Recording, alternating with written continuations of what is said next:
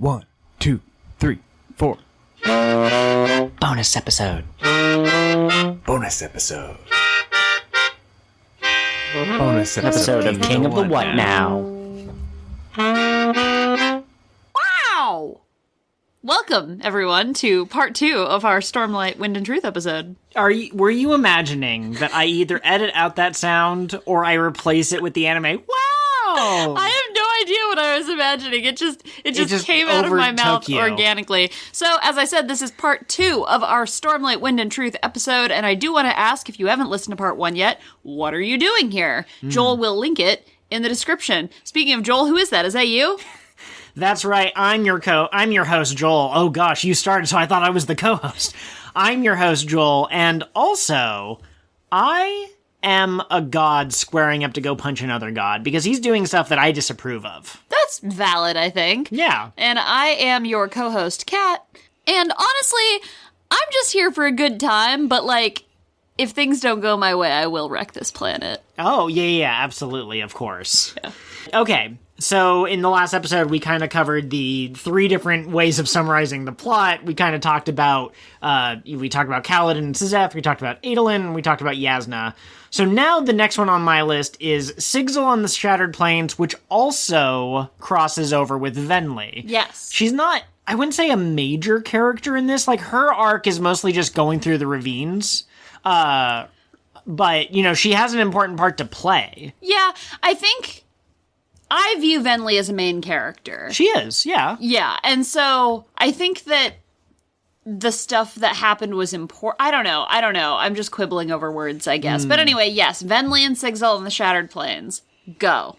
Sigzil is dealing with the emotional weight of taking over for Kaladin Stormblessed. And I don't know about you, Joel, but I would not want to follow after that man. Like, yeah, who's going to be Kaladin? Nobody. It's very much... Now, listen, I know the film wasn't very good, and there's a lot of people who are upset with it for valid reasons and some invalid reasons, but it's a little bit like Captain America Brave New World. Like, what makes Sam Wilson a different Captain America than Steve Rogers?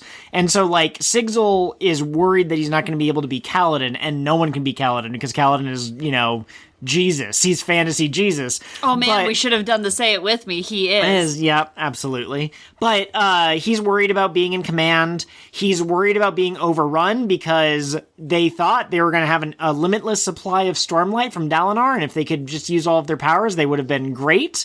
But nope, Dalinar's gone. We'll get into where he went in a second. Thanks, Dalinar. And then they're also, I think this is the largest force of any of the forces that have been sent. And like, what are they going to do? Yes, this was one of the most important places for the Alethi to hold because it is functionally Alethkar right now. Well, it is Alethkar right now. And if they can't operate the Oath Gates, if they keep Irithiru, but nowhere else, they're kind of effed. They are stuck in the tower, yes. Absolutely. So, you know, this is a very important battle. Also, El and Moash are here. Moash has gone back to being Moash. I think he was El last book, maybe, and then he was Vyre for a time, but now he's back to Moash. So that guy is a man who wears a bunch of different masks. I gotta be honest with you. Yeah.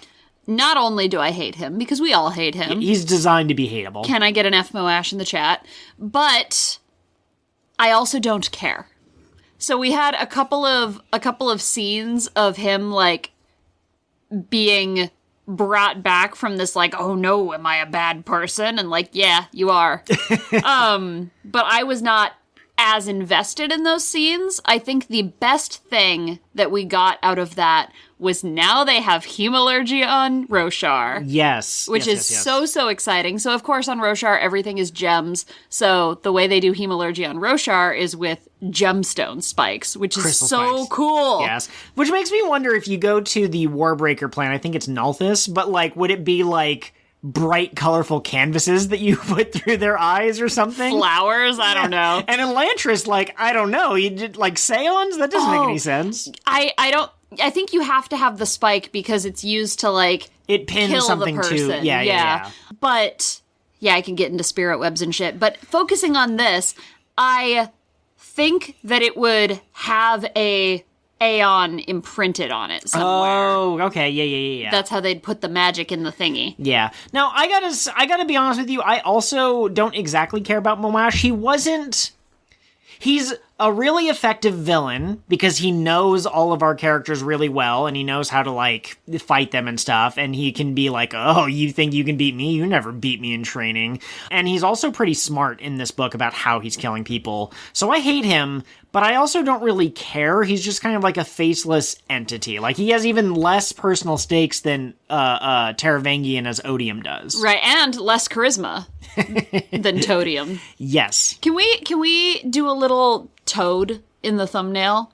Yeah, and like an arrow, and it can say, "This is God," or I am God, or something like that. I think I could do that. But no, Moash for me was a very effective foil for Kaladin specifically because it was kind of two philosophies coming head to head, and Kaladin's won. Kaladin's won at the end of the last book, so like Moash, you're irrelevant now. And I get that it was emotionally powerful for Sigzil and the other members of Bridge 4, but I also don't necessarily feel that strongly connected to the other members of Bridge 4. I had a whole book with Sigzil. Sigzil and I, we have something of a relationship. We're getting there. Sigzil and Rock and Taft, they're specifically named in one of the early chapters. I've made it through day one of my re-listen to the book.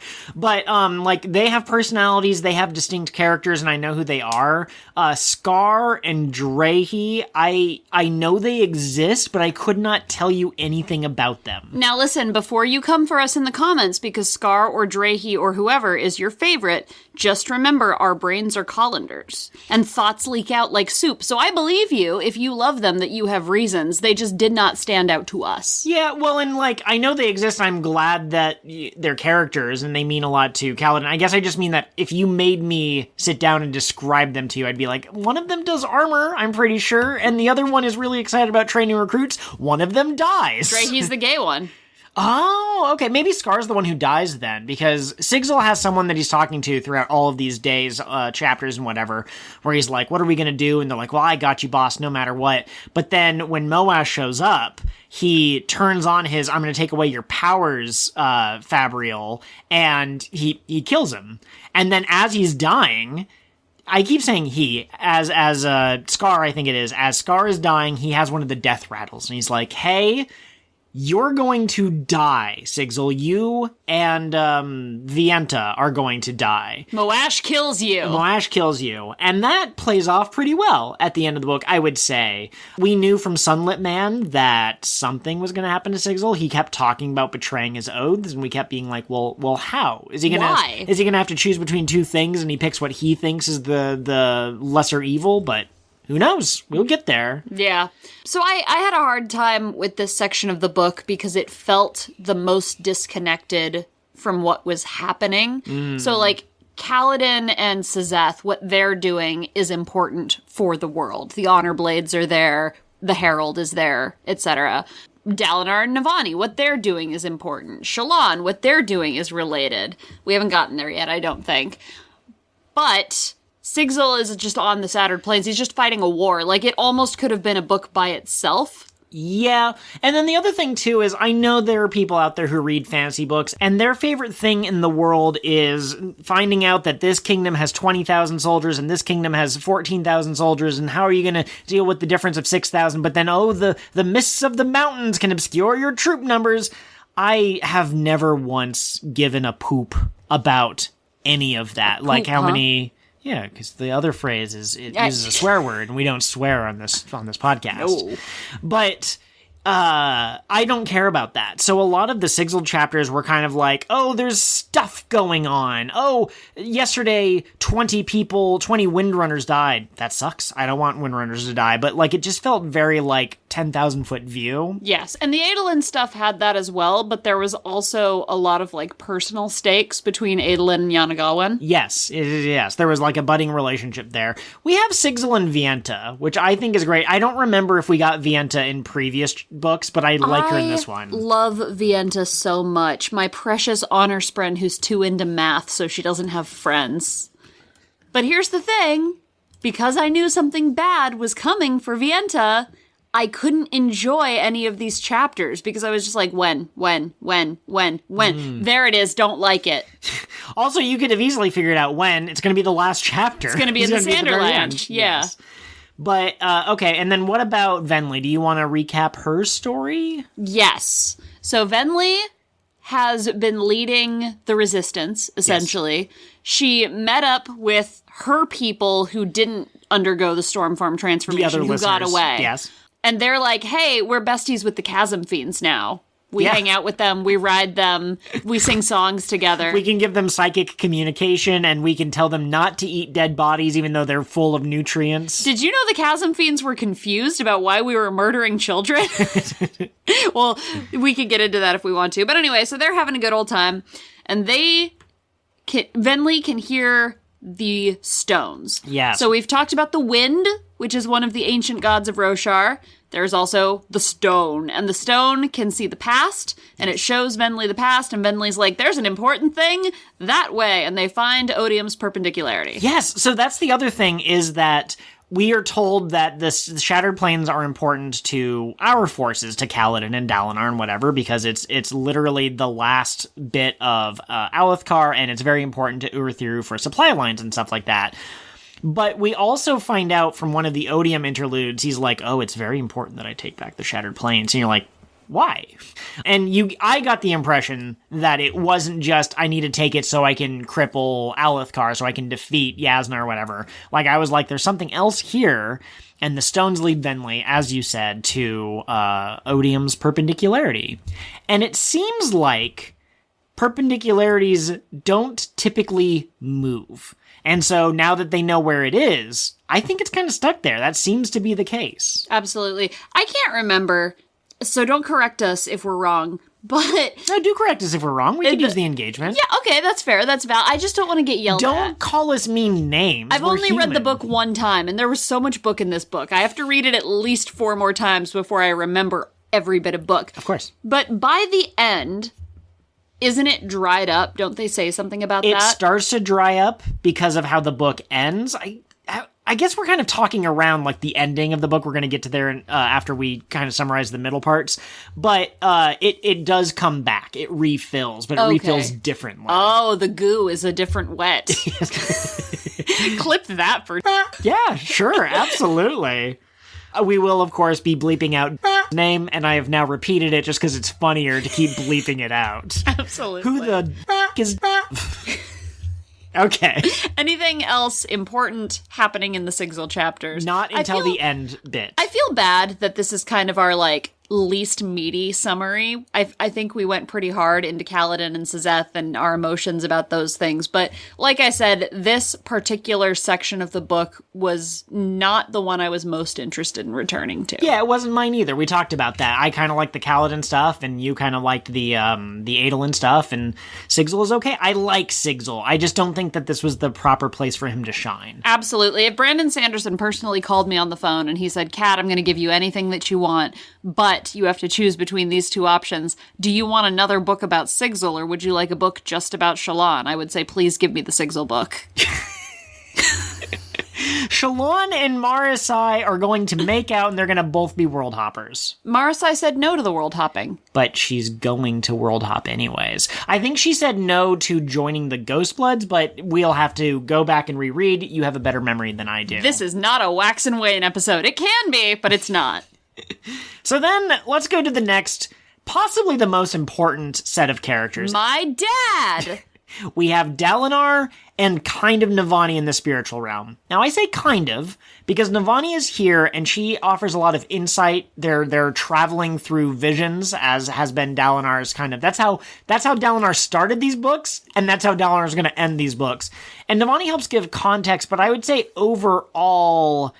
She doesn't do as much. She's auxiliary to Dalinar's plot, more or less. Absolutely, yeah. Which has kind of been Navani's role, except in the one book that was about her. Yeah. So here's the thing, though. I think I mentioned it. Where is the thing? It's right here. It's on this podcast. We're discussing it right now. The thing that we're discussing. Keep account of how many times I ask him, where's the thing? But...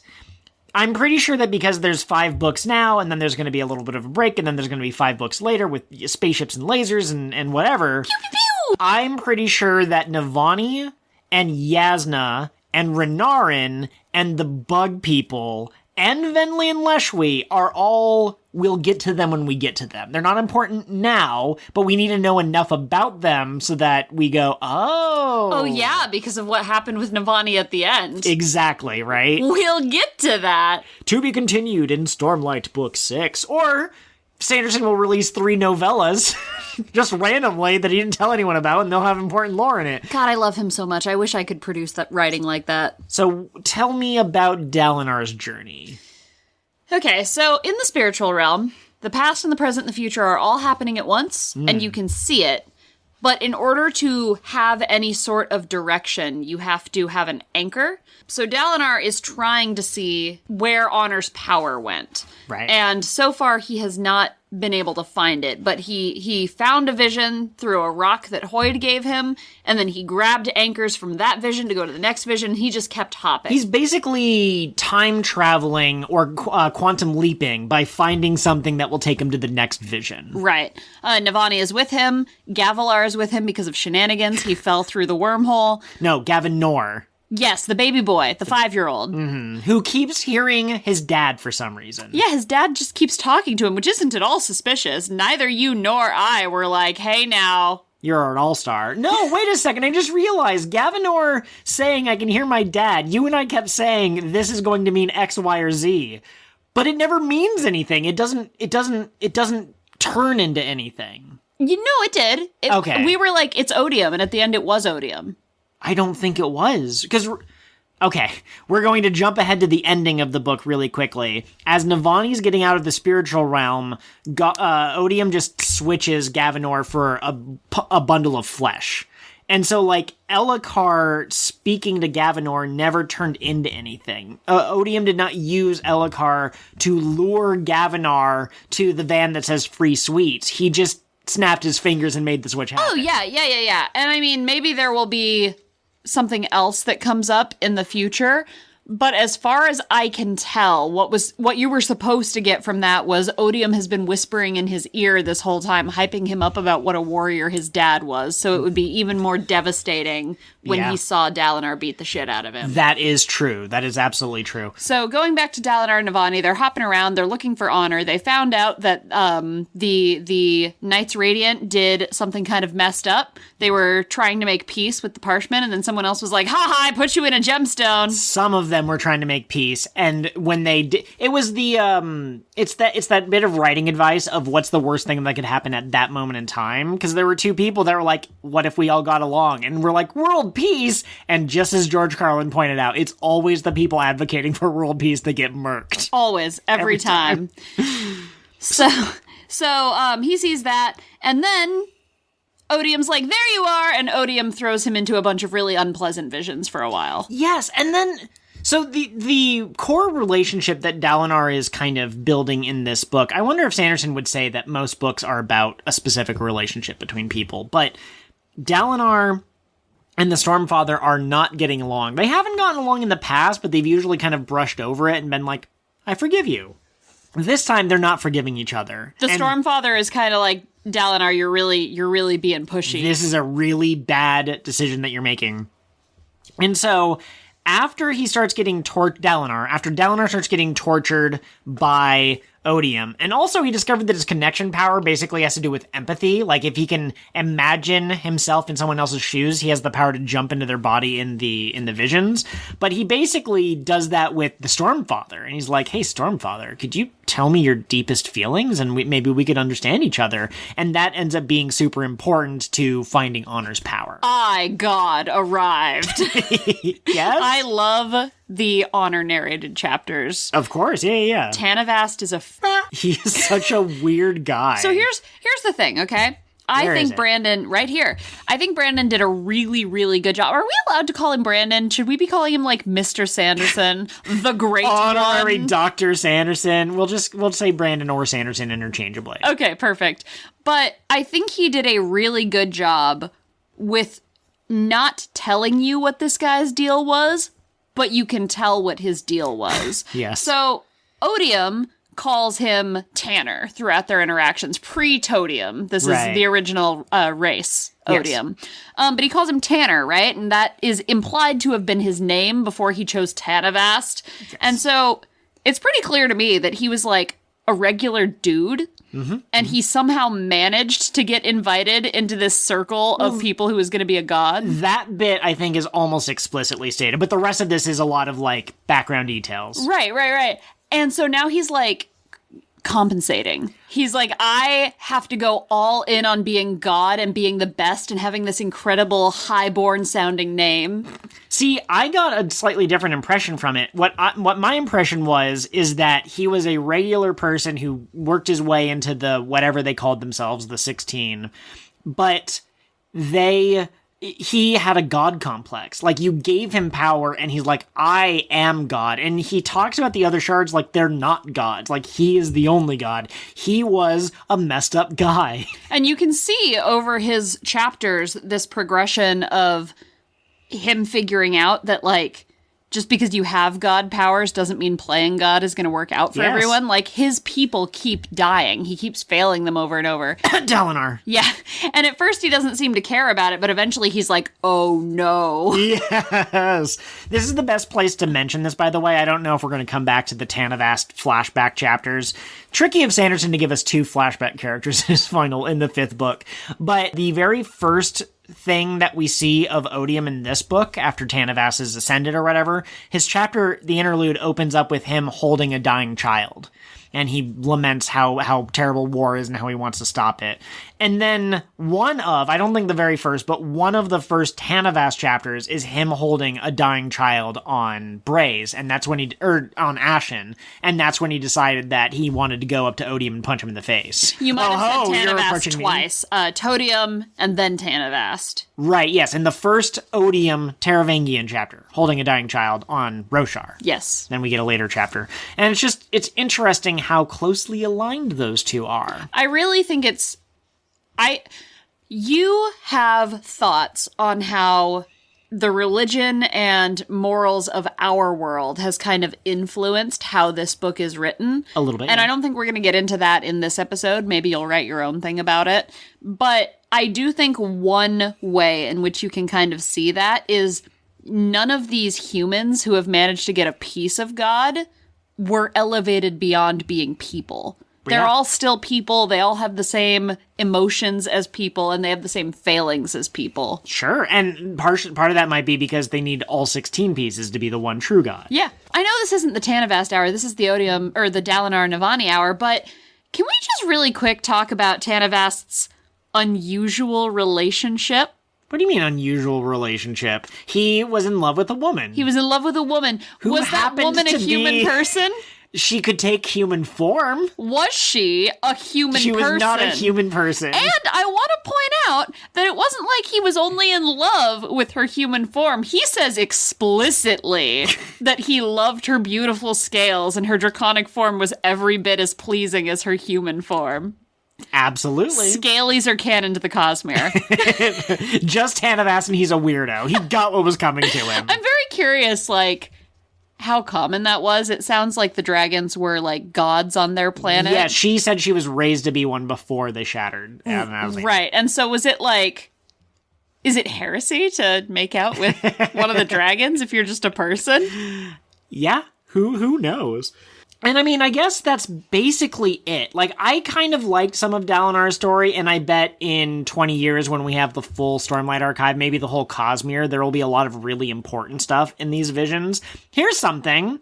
10 is a holy number. It is connected to Tanavast, and it is Tanavast's number. And Odium's number is 9, and those two numbers are right next to each other. And I find that very interesting, and Sanderson did that on purpose. We'll talk about it when we get to the end of the book. But 10 is an important number. 16 is an important number. That one makes perfect sense. It's an important number on Scadrial. 1 is an important number because I guess it's like the unified Analsium. It's the and loneliest. 4 is an important number, which is fascinating because this book keeps telling us that there are 3 old gods that were here before everyone else showed up. There was the night, there was the stone, and there was the wind. There are 3 moons on Roshar. I'm sorry. Yes, there are I 3 just moons on connected Roshar, and one of them is green, which is probably cultivation. One of them's kind of purple, which is kind of odium, and one of them is blue, which is, I guess that's Honor's color, because Syl is blue. But I can't remember where it was, but there was a comment about a secret 4th god, like something that like shattered, like there was a 4th moon and it fell, and so. Oh yeah, they talked about it shattering the planes.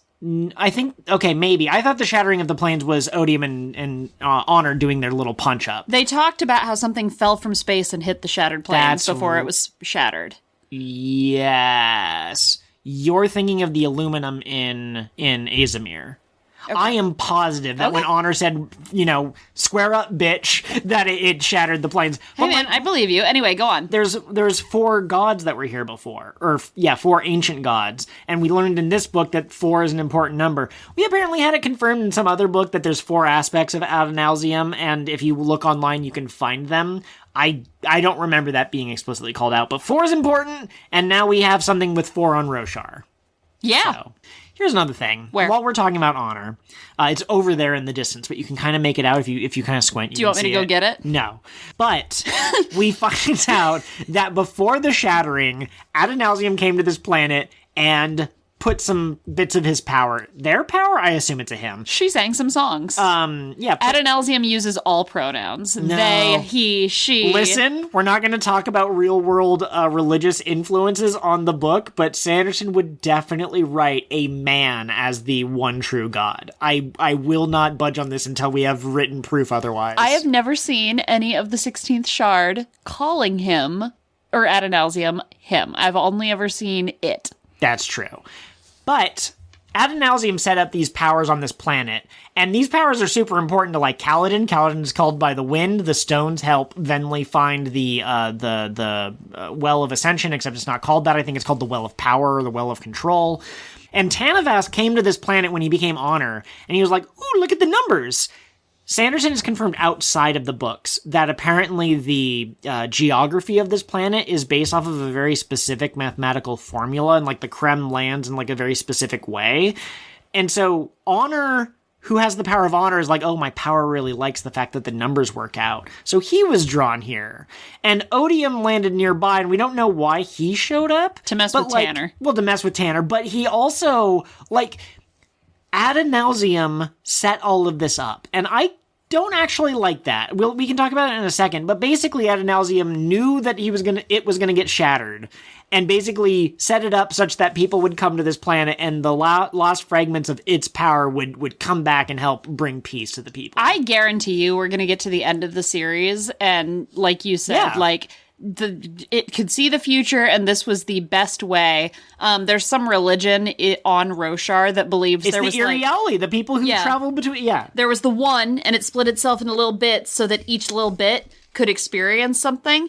And I don't know which real world religion that comes from, because I swear to God, my dad said that exact thing to me when I was very small. Yeah, Game of Thrones has something very similar with like the 7 aspects that are actually all connected. Or no, there's also the one. There's a religion that Sansa is in, or learns, or however you would say it.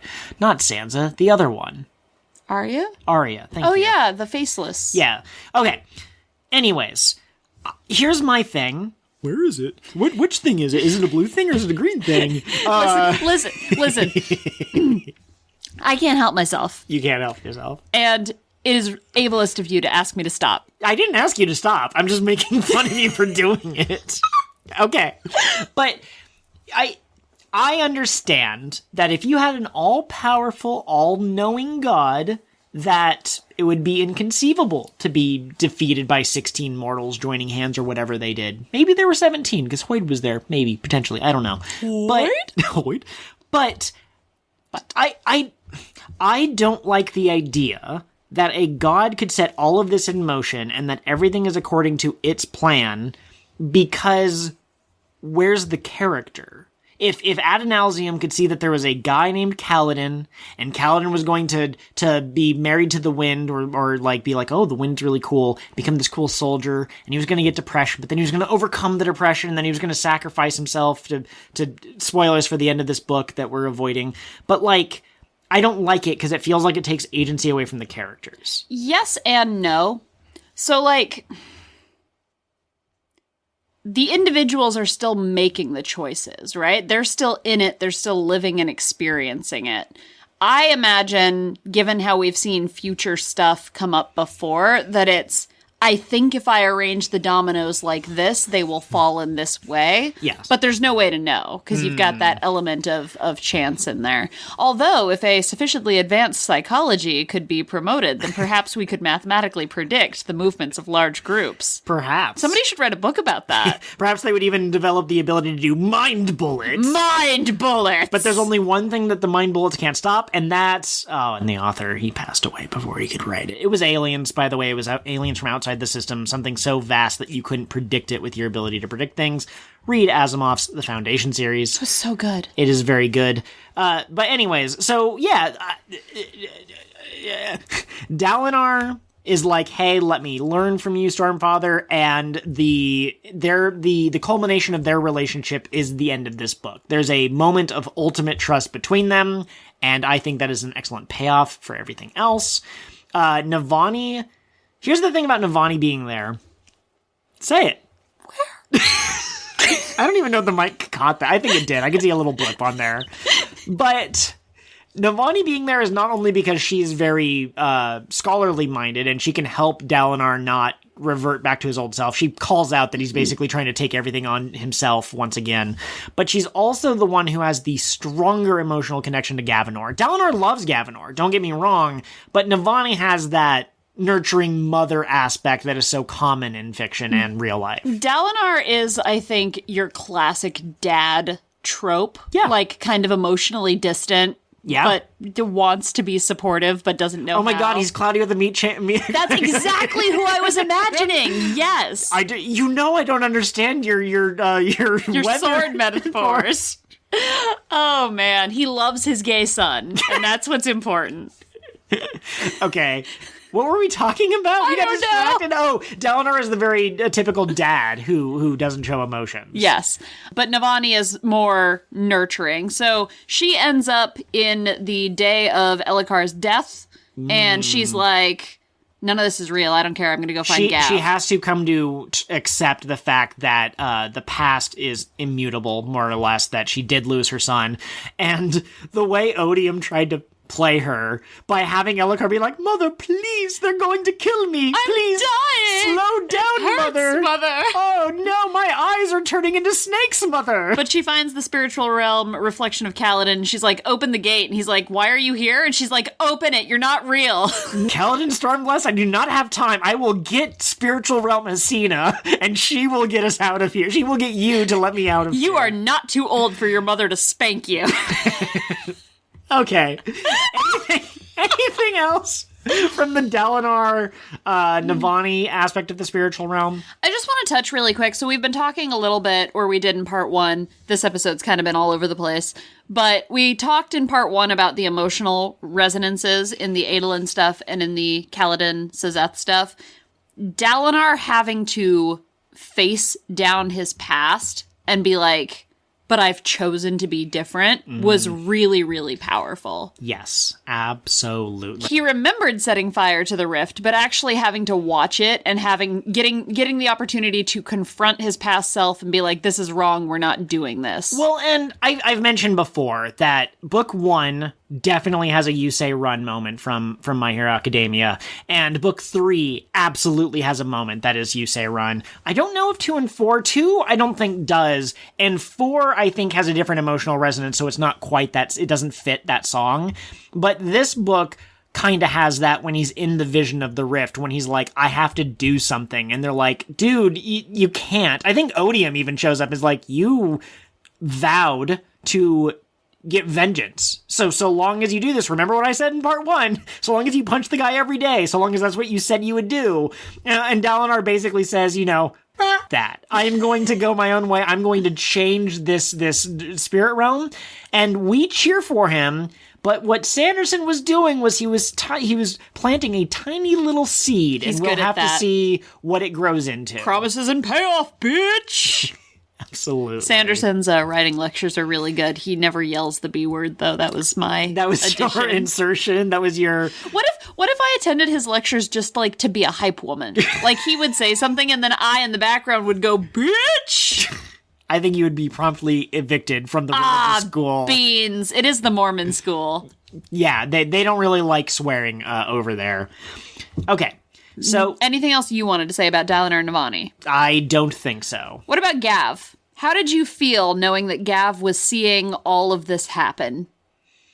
Because I the whole time went, oh no, he's getting pushed further and further toward, wow, my grandpa is kind of a dick. Well, and he's young enough that Dalinar and Navani can't really explain things to him. They can't say, like, hey, this actually happened, and we're seeing kind of a version of it, and we can't change it, and yes, we were bad people, but we've gotten better. And Odium can show him emotions, can be like, hey, kid, you want to be real sad? I can make you real sad. You want to be really angry? I can make you real angry. So it was kind of an unwinnable situation. I think I said the same thing about Yasna versus Odium. Like, it sucks. How do you outthink someone who can see 1,000 futures all at once? I thought that Gav was not real. Because a couple of times he ends up in these visions, and everyone in the vision will just say, what a strange spren. And that kind of makes sense if you think about it, that the vision doesn't have a way of creating a character for Gav to play or a body for Gav to inhabit. He wasn't supposed to be here. Oh my god, Gavinor is the one black spot that ad nauseam could not predict. No, but I thought for sure that because they kept calling him a weird spren, I either thought that one of the Ghost Bloods, they're not called corrupted anymore. What's the new term for them? Elevated. I thought that one of the elevated spren was inside of him, because we were told that the elevated spren can hide inside people, or he just wasn't real to begin with, and he was just an illusion. So I was really like, what's gonna happen? What's gonna happen?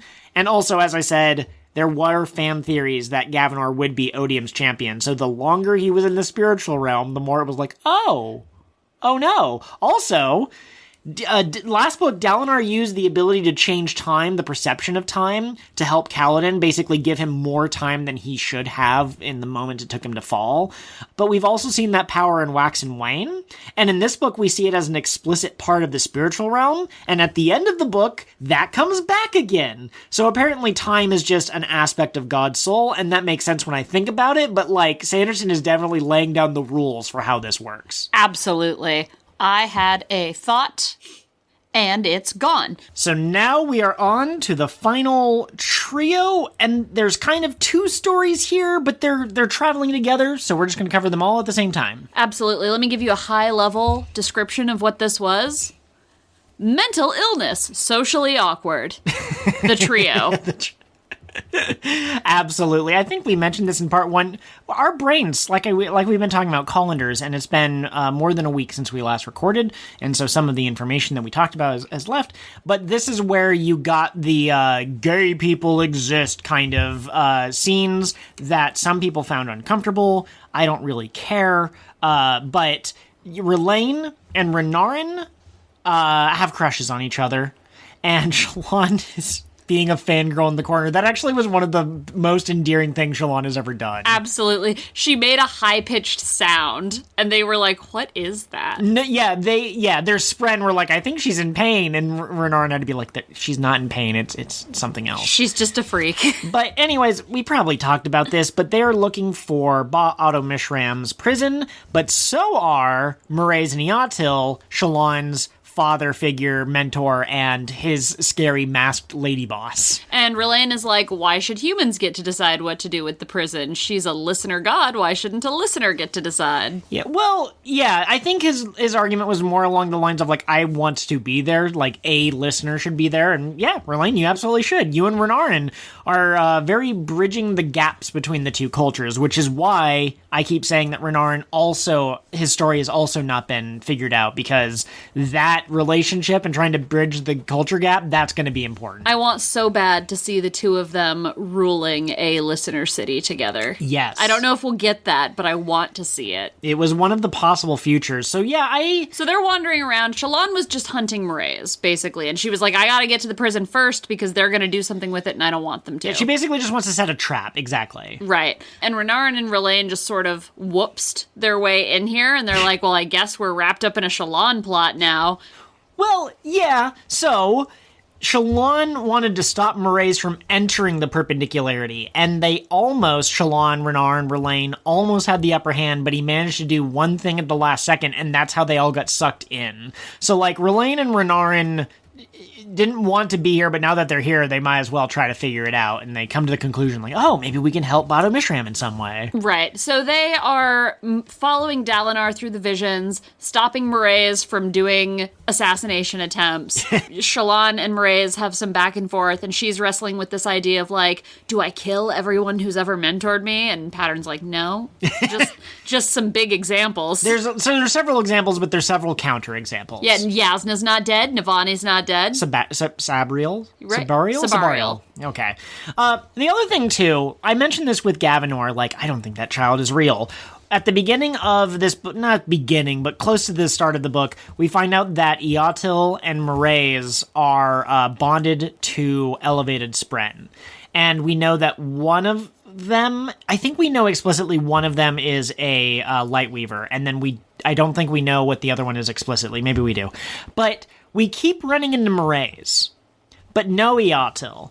And so I think at one point they came to the conclusion, like, oh, Eotil must be, like, following Dalinar, except we have Dalinar point of view chapters, and we don't see anything that feels like someone eavesdropping on her, or on him. Sorry, I got the pronouns mixed up. But at one point, Shallan keeps seeing Formless, and Formless keeps getting closer, and I went, that's Eotil, because, like, why is Formless here, and why does it keep getting physically close to her? And it showed up, at one point, she and Mraize were, like, square up, and they were looking at each other, and it was like, choose your fighter! And then Formless just kind of, like, walked really close to Shallan. I'm like, she has a knife, she's gonna get you.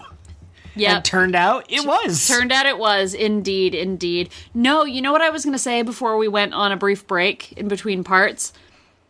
I like to think that I'm a smart person, that I can put pieces together and I can see things in plots.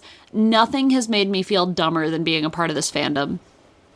Like, I get that. The fandom puts pieces together, and I'm like, how did you remember that character existed? Do you have a spreadsheet that you refer back to anytime somebody shows up? Well, and I think we mentioned it when we were talking through Way of Kings. There's an interlude chapter of 3 guys who are looking for someone, and it makes sense that they're looking for Hoid, I guess. There's a couple of clues in there that, like, Hoid takes different shapes and whatever, that he's, yeah.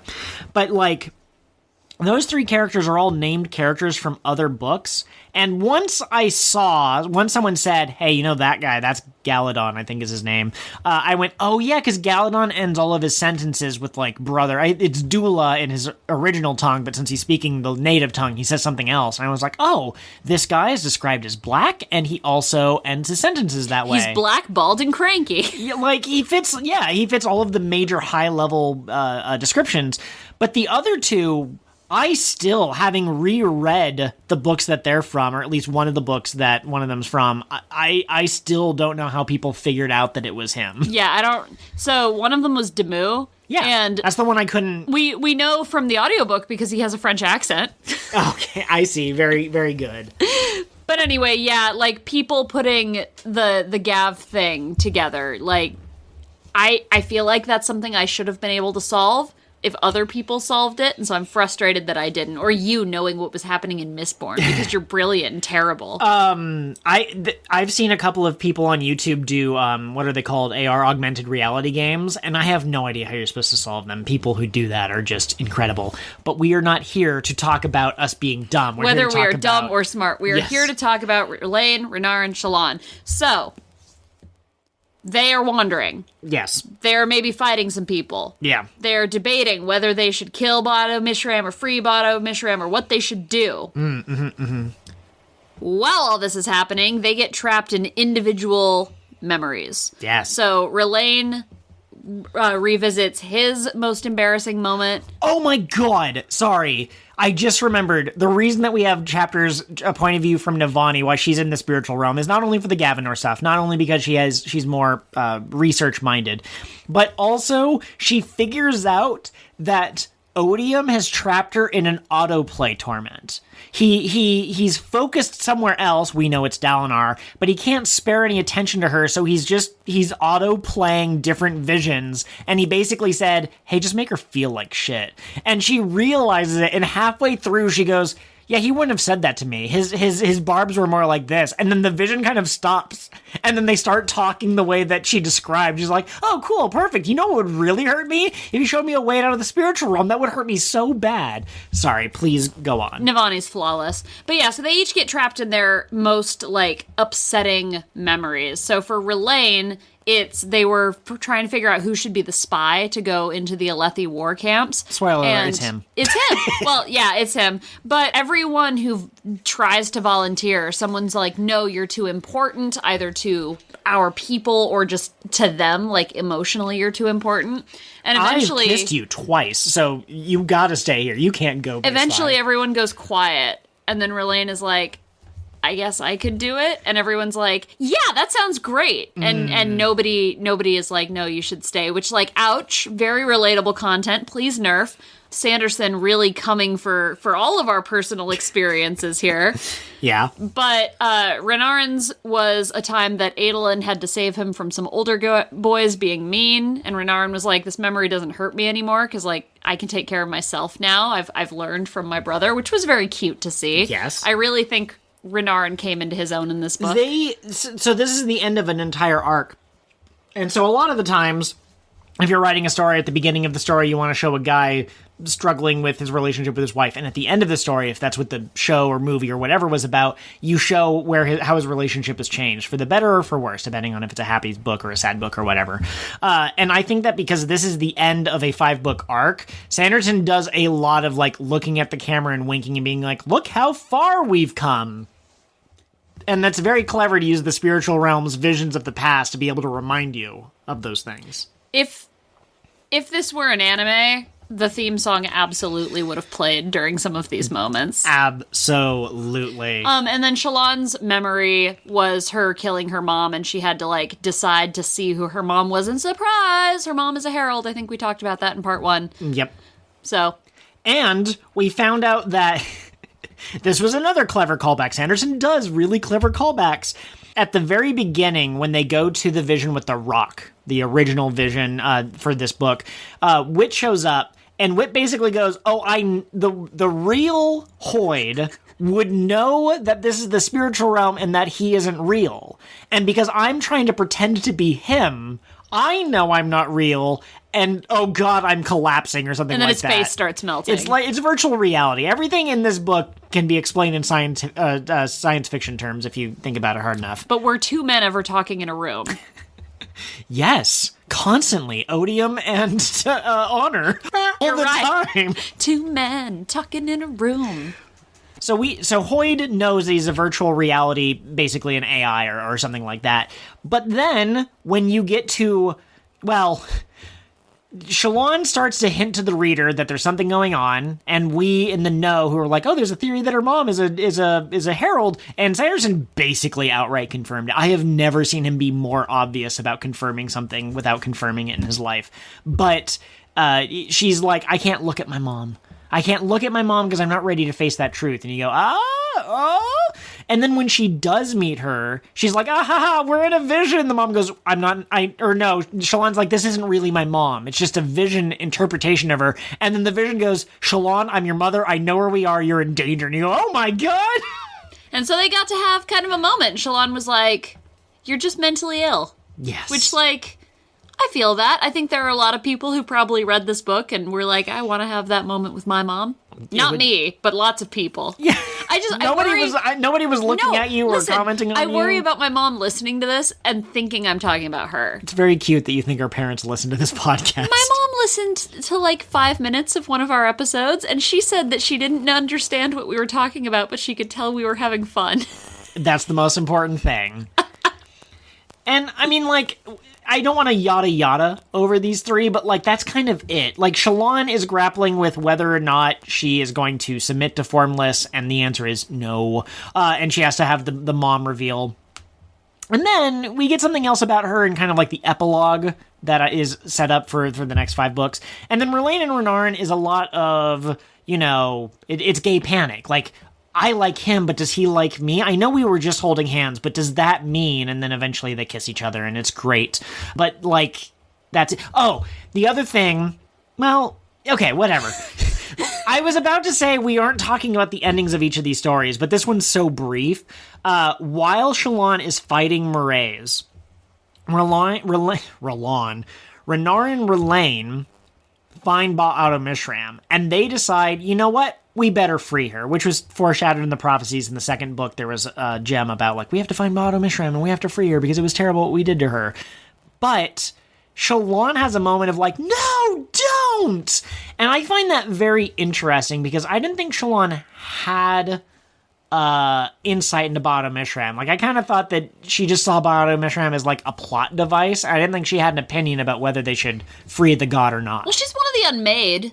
That's true. So Shallan knew that Ba'ato Mishram's prison was important to the Ghostbloods, and that's why she was interested in it. But I don't think she knew anything beyond that. So, like, breaking a thing holding a powerful sprint is probably a bad choice. Yeah. So here's something. I'm gonna... It's right here. It's here in front of you. No, okay, so one of the reasons that she was trapped is because Odium's power would have liked her better. And both Odium and Honor were like, we can't have this. We can't have it. We can't do it. So they put her away. There is no Odium anymore. We'll get to it. But I think the new big bad would like Ba'ato Mishram even more than Odium would have liked her. Yeah, we're going to have to see how this all plays out. We still don't... We'll talk about this at the end of the episode. There's still a lot of questions that Sanderson hasn't answered because he has 5 more books and he has more book to book. But we still don't really know, like, what the Unmade are or how Odium chose the power set that they each got. But, I mean, they're called the Unmade. So I got to imagine that because this book is all about redemption and therapy and coming to terms with yourself, I think that the Unmade need therapy. And I think if they're given therapy and they become like forces of good, that's how they beat retribution. There's a line to Ja-Anat, the one who creates the enlightened Spren. Shallan figures out that basically she sent both Shallan and Mraize to get Ba'ato Mishram. And one of them was going to succeed, and whichever one won, she helped them. She helped both of them, sort of thing. But Ja-Anat, her whole deal is unexplored. We don't know why she's elevating the Spren. We don't know what it means for them to be corrupted. We know that corrupted Spren swear different ideals, but we've never heard one of Renarin's. So she's going to turn against the bad guy. I'm pretty sure that she's going to be an ally, and Shallan's going to be the one to be like, hey, come to our side, help us out. Shallan was like, you're scared of your sister, and you wanted her to know that you freed her one way or the other. Yes. We see you. And she's like, oh, who knows? But yeah, everybody needs therapy. That's the moral of this book. If this book is woke with a capital W, it's about mental illness. The other stuff is just background woke. Interesting. Yeah, you think that's I would say that is the major element. Also, since we've kind of already touched on some of the other ending bits with this trio, I was surprised that Shallan killed Mraize. Sanderson set up this, like, maybe he can be redeemed. Shallan kept being like, I don't want to kill him. Do I have to kill him?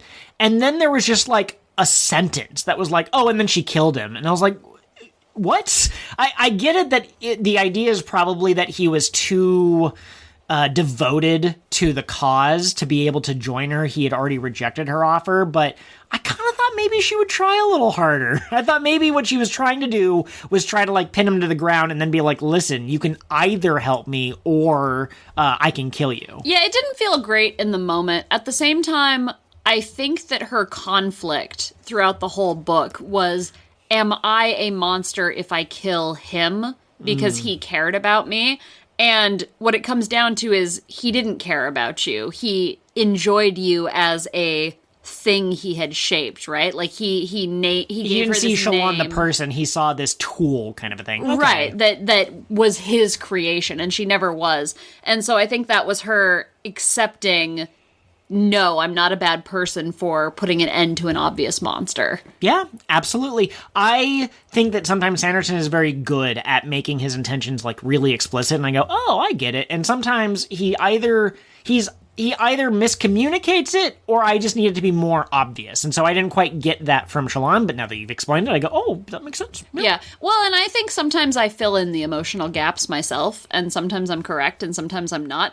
I very confidently explained the climax of Season 2 of Arcane to you, and I was like, I would say 30% off, but like, the explanation I gave was pretty good, I think. It was excellent. So, Arcane was good. We should do an Arcane episode. Anyways, which plots of these, I have 6 written out, but I mean, like, just who had a really satisfying ending? In your Adolin. opinion? Okay. What did Adolin's victory? I think we described it, of him getting the armor back around himself, and he gave armor and power to other people who had not sworn oaths. My question is, do you think that Yana Gawin and Nora? Nora is how the Okay, that's how they audiobook pronounce pronounced it. But do you think that they were unworthy of Spren?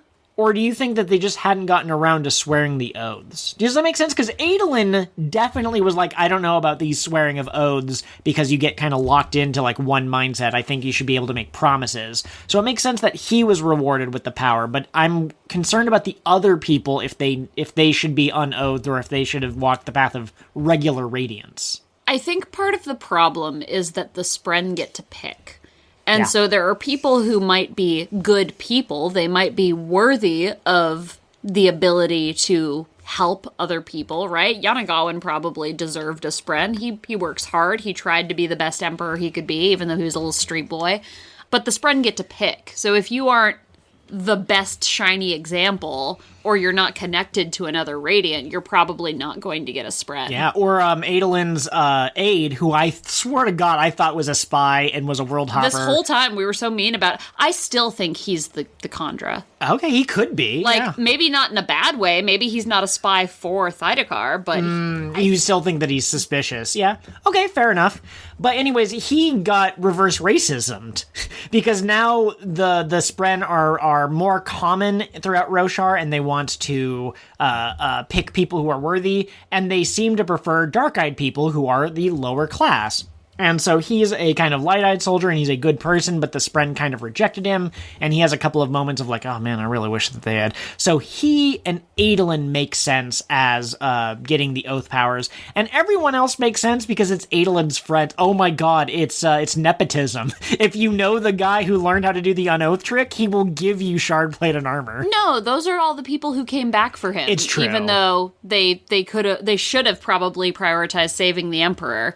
So like, I think that this is an interesting twist on the magic system. I'd really like to see where it goes from here in the next book. I when I did my summary, I talked about how we have like 3 gods and 5 different forms of investiture, because we technically have war and we have tower light or whatever. Warlight? Yeah, warlight.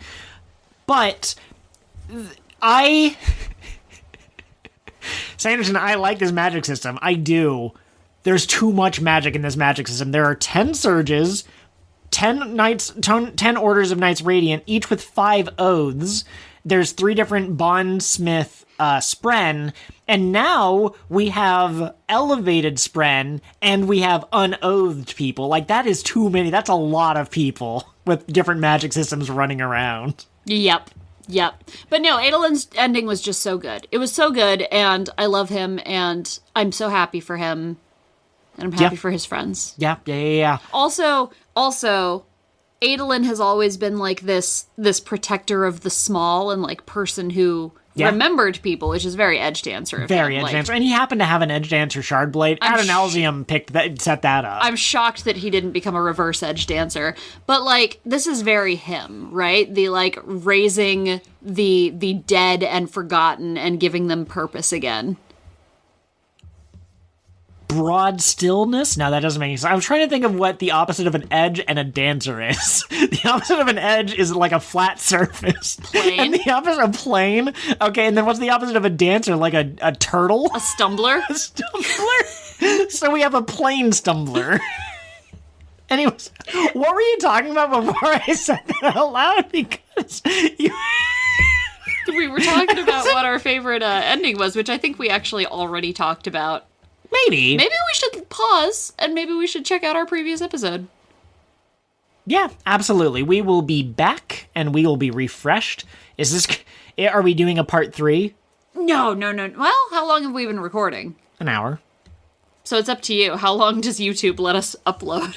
Oh, you can have there's a video on there that's 23 hours, 59 minutes, and however many seconds Hyperdroid's video was on Five Nights at Freddy's. Was he talking, like, legitimate talking the whole time? Kind of. He had guest stars show up and talk about theories, but but he didn't devolve into, like, reading the dictionary to get more hours. No. He talked about every game, the mechanics, the trailers, the gameplay, the secrets, the lore, the theories. He talked about the books. I was not built for modern fandom. No, it's too much. Yes, we will be back, and I think that this will be a single part 2. I don't want to have 4 parts of this story.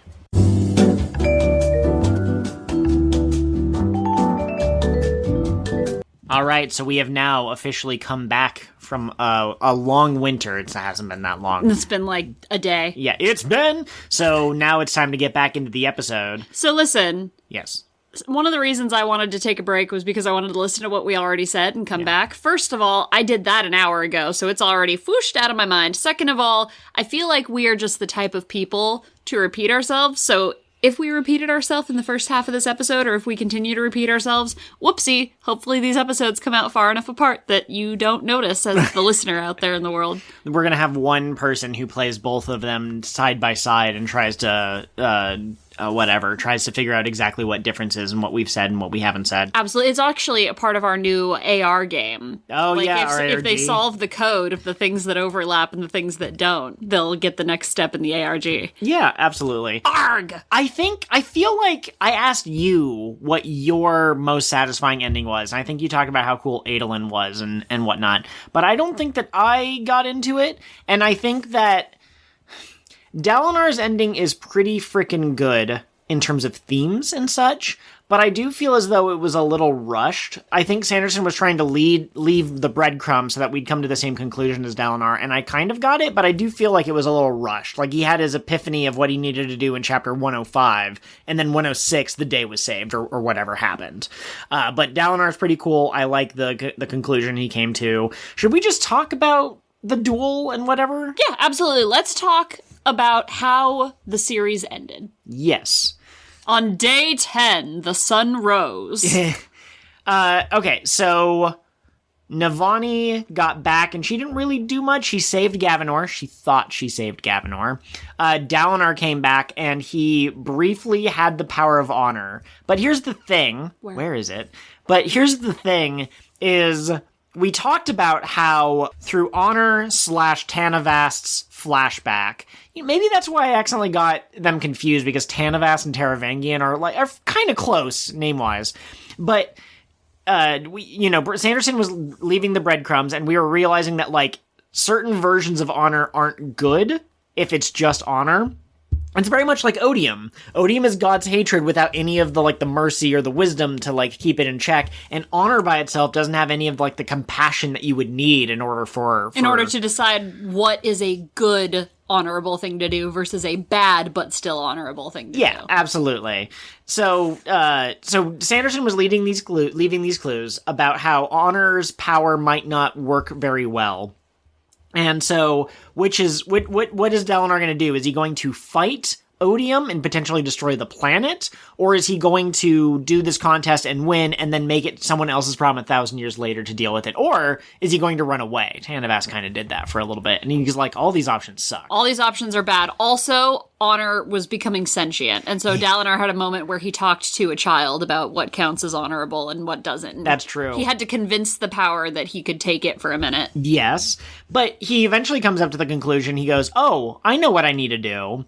I am not going to fight Odium, and I am not going to run away from Odium. I'm basically just going to give up. I'm just going to flip the table. I'm going to let Odium kind of escape the Roshar system, and I'm going to make it all the other shards' problem. Because there's, at this point, how many? Are there 13 other shards? No, hang on. There were 16, and then there were 15, and Odium and Honor. So yeah, 13 other shards. There's 13 other shards, and 12 of them are unwilling to do anything. And Hoyd tried to get them. He's like, hey, can you guys come and help us out? And they're like, well, they're stuck on Roshar. He's stuck on Roshar, so what do you need me to do? And Dalinar went, he is no longer on Roshar. He has escaped the system. And Odium / Taravangian ate the power of honor. Right, because of Dalinar's big moment where he renounced his oaths. Right, exactly. Well, but not only that, but Ray's, we talked about this. Ray's was a shard that wanted to destroy the other shards without eating them because he was worried about his intent getting corrupted. But Taravangian is just hungry for power. So he's like, oh, I could have a second shard? Don't mind if I do. And so there is no longer Odium and there's no longer honor. Now there is retribution. So that's scary. That's the thing that happened. I look forward to seeing how this one plays out. Because of something weird that happened when he became Retribution, there's a time bubble around Roshar. So it's going to pass a long time outside and a short time inside. So basically, by the time Roshar is on Cosmere time again, everyone else is going to have spaceships and be, like, exploring the universe. 100%. Does that mean that... Can Retribution exist both inside the bubble and outside the bubble? I don't know. Okay. Yeah, I don't know either. I assume that he's going to leave planet. It seems like near the end of the story, or end of the book, they're kind of like, Retribution's not really here anymore. So I think he can leave, and I think he's going to do, 500 years of war out there while the Rosharans are trying to figure out, like, how do we go about not having investiture anymore? We don't have Stormlight. What do we do? Although, that's how the Adolin scene ended, was the storm finally stopped. In one specific place. I can't remember if it was over Azamir, the storm broke, Oh yeah, or if it because was everywhere, Azamir is the only Azamir. place that the humans still own. Yeah. So that's cool, other than Urithiru, of course. Other than Urithiru. Navani is like, we gotta protect the Spren, so she puts up like a crystal barrier around Urithiru, so she's basically in like a long sleep. She's in what do you call it? In Stasis? Science fiction? Yeah, cryostasis, that's what I'm trying to say. Also, the tower Spren went back to sleep, so everyone who lives there is kind of effed. Yeah, I thought it was still running, wasn't it? When Navani went to sleep, the tower or when she went into stasis, the tower started to go to sleep as well. The tower, some of the tower's functions will work while it's asleep, but not like the 100%. Bathrooms. Okay, yeah, absolutely. We'll have to see what that looks like. I'm wondering if Sanderson left himself a little wiggle room so that by the time he gets to writing Stormlight 6, he can be like, well, I said it started to go to sleep, but it didn't finish going to sleep. Or this person thought it was going to sleep. But okay, we already talked about Renarin and Rlain. They let Ba'ato Mishram escape. She's now out in the world, probably going to be an ally or a problem somewhere down the line. Love the idea of her being a problem. We support women doing wrongs.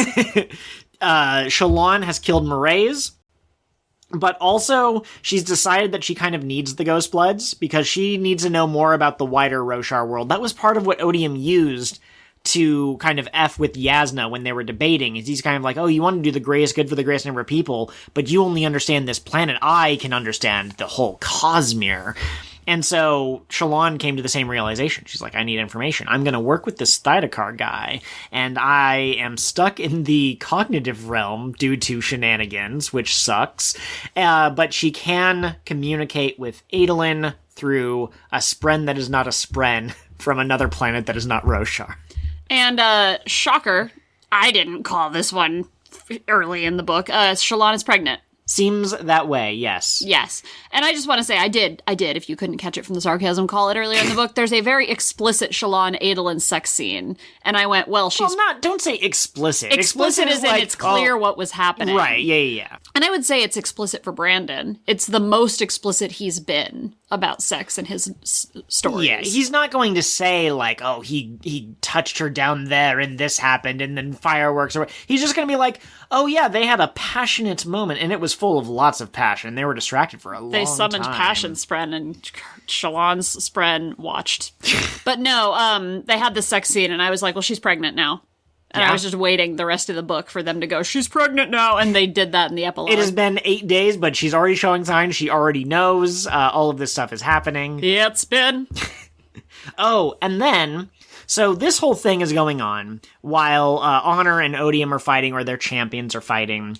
We need to get back to the duel, but you wanted to talk about the actual ending of the book. Kaladin and Sazeth and 2 of the heralds are in Shinovar, and they realize that if Honor, who created the Spren, he created some of the Spren, but Cultivation also left. So if Cultivation left, and Honor has gotten eaten by Odium, the Spren are in danger. And so they reform the Oath Pact, and originally, Ishar, who's like the king of the Oath Pact, he's one of the kings of the Oath Pact. Yezreen was the other one, and he's now dead, so I guess Ishar just takes the crown by default.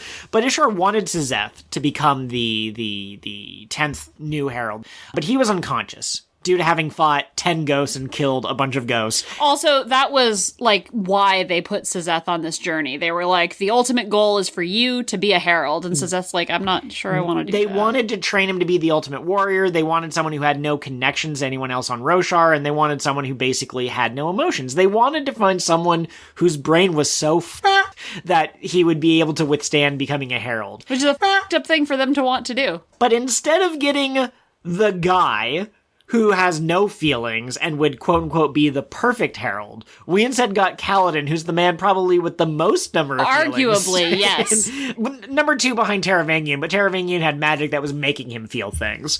So Kaladin becomes the next herald, which I thought he was going to replace Taln. I thought we were going to replace all of the former heralds, but it turns out 9 of them are still around, and we only need to fill that empty spot. Kaladin took it. And they were all like, yeah, okay, we'll go back. They figured out a way to not go to hell. They're not going to Braze, they're going to go to the spiritual realm so they can hang out inside memories, and that is kind of too easy, in my opinion. Okay, so Brandon Sanderson's Cosmere is broken into 3 realms, right? We've got the physical, we've got the spiritual, and we've got the cognitive.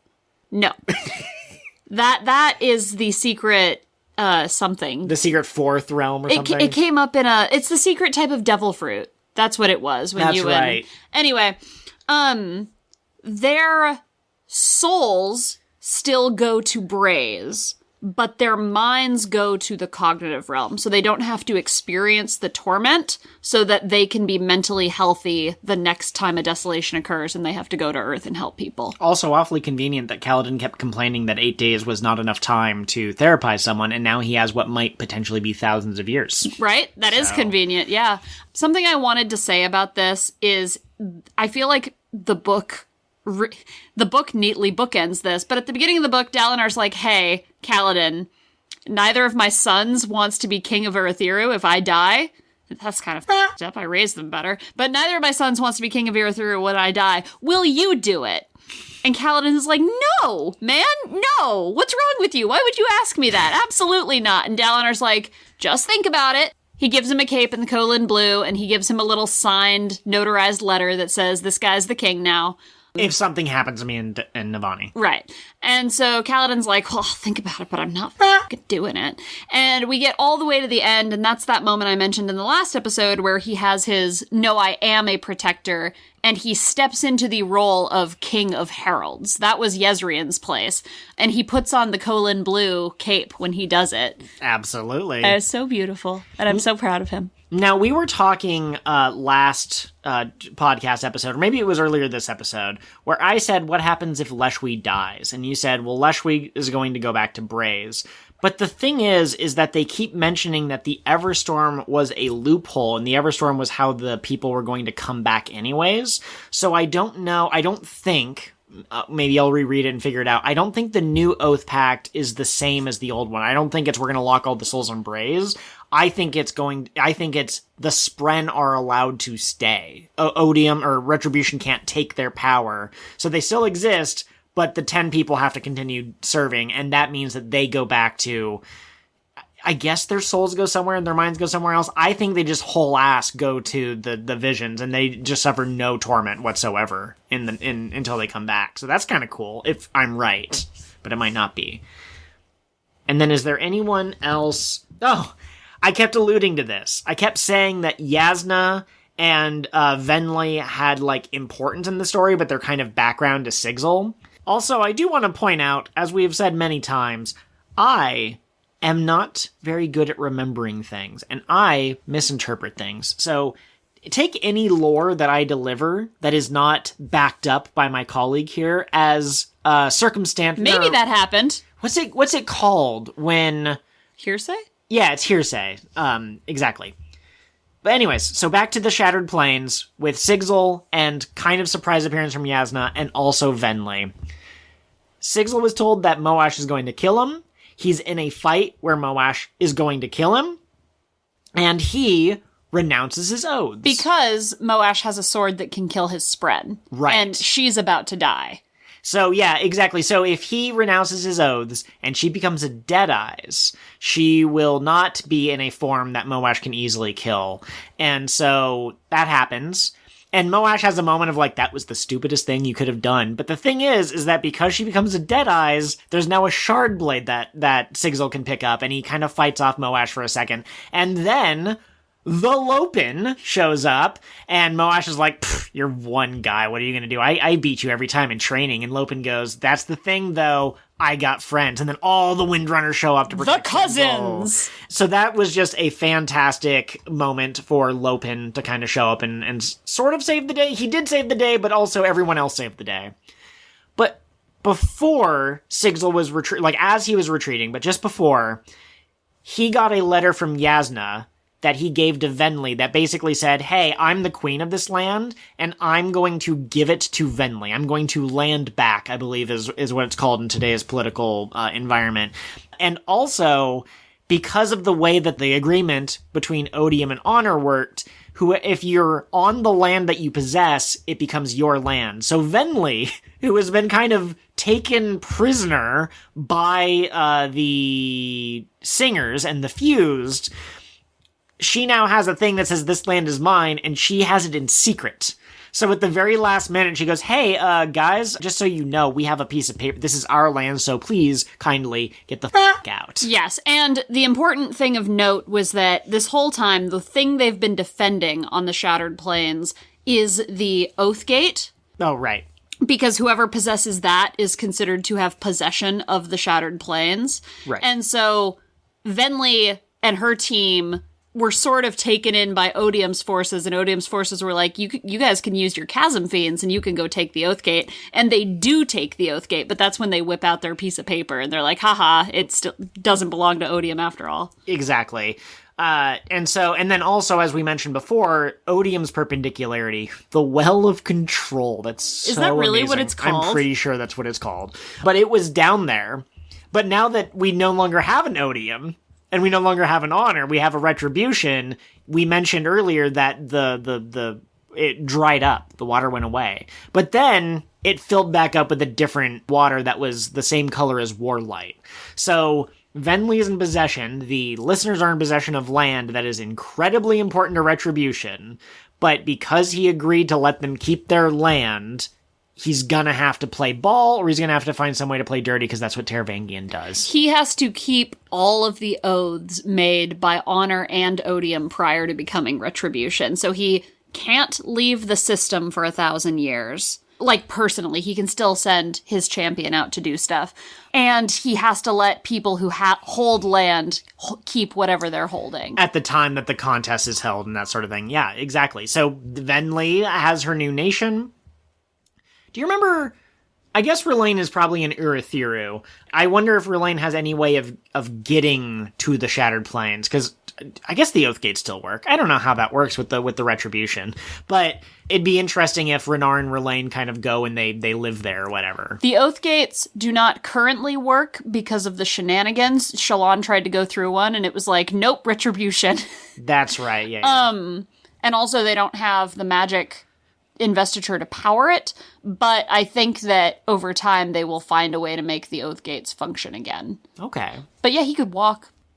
That's true. Yeah, we haven't. Who knows how much time is going to pass on Roshar before the next book? So there's plenty of time, or maybe he decides to stay in Urithiru. We'll just have to see. Who is in charge of Urithiru now? Do you think Adolin is going to be like, I'm my dad's heir? I think Renarin will, because I am almost positive that people are stuck where they are. I think Shallan's in the Cognitive Realm. I think Adolin is in Azamir. I think that Venli is in the Shattered Plains, and Navani, Yasna, and whatever are in Urithiru.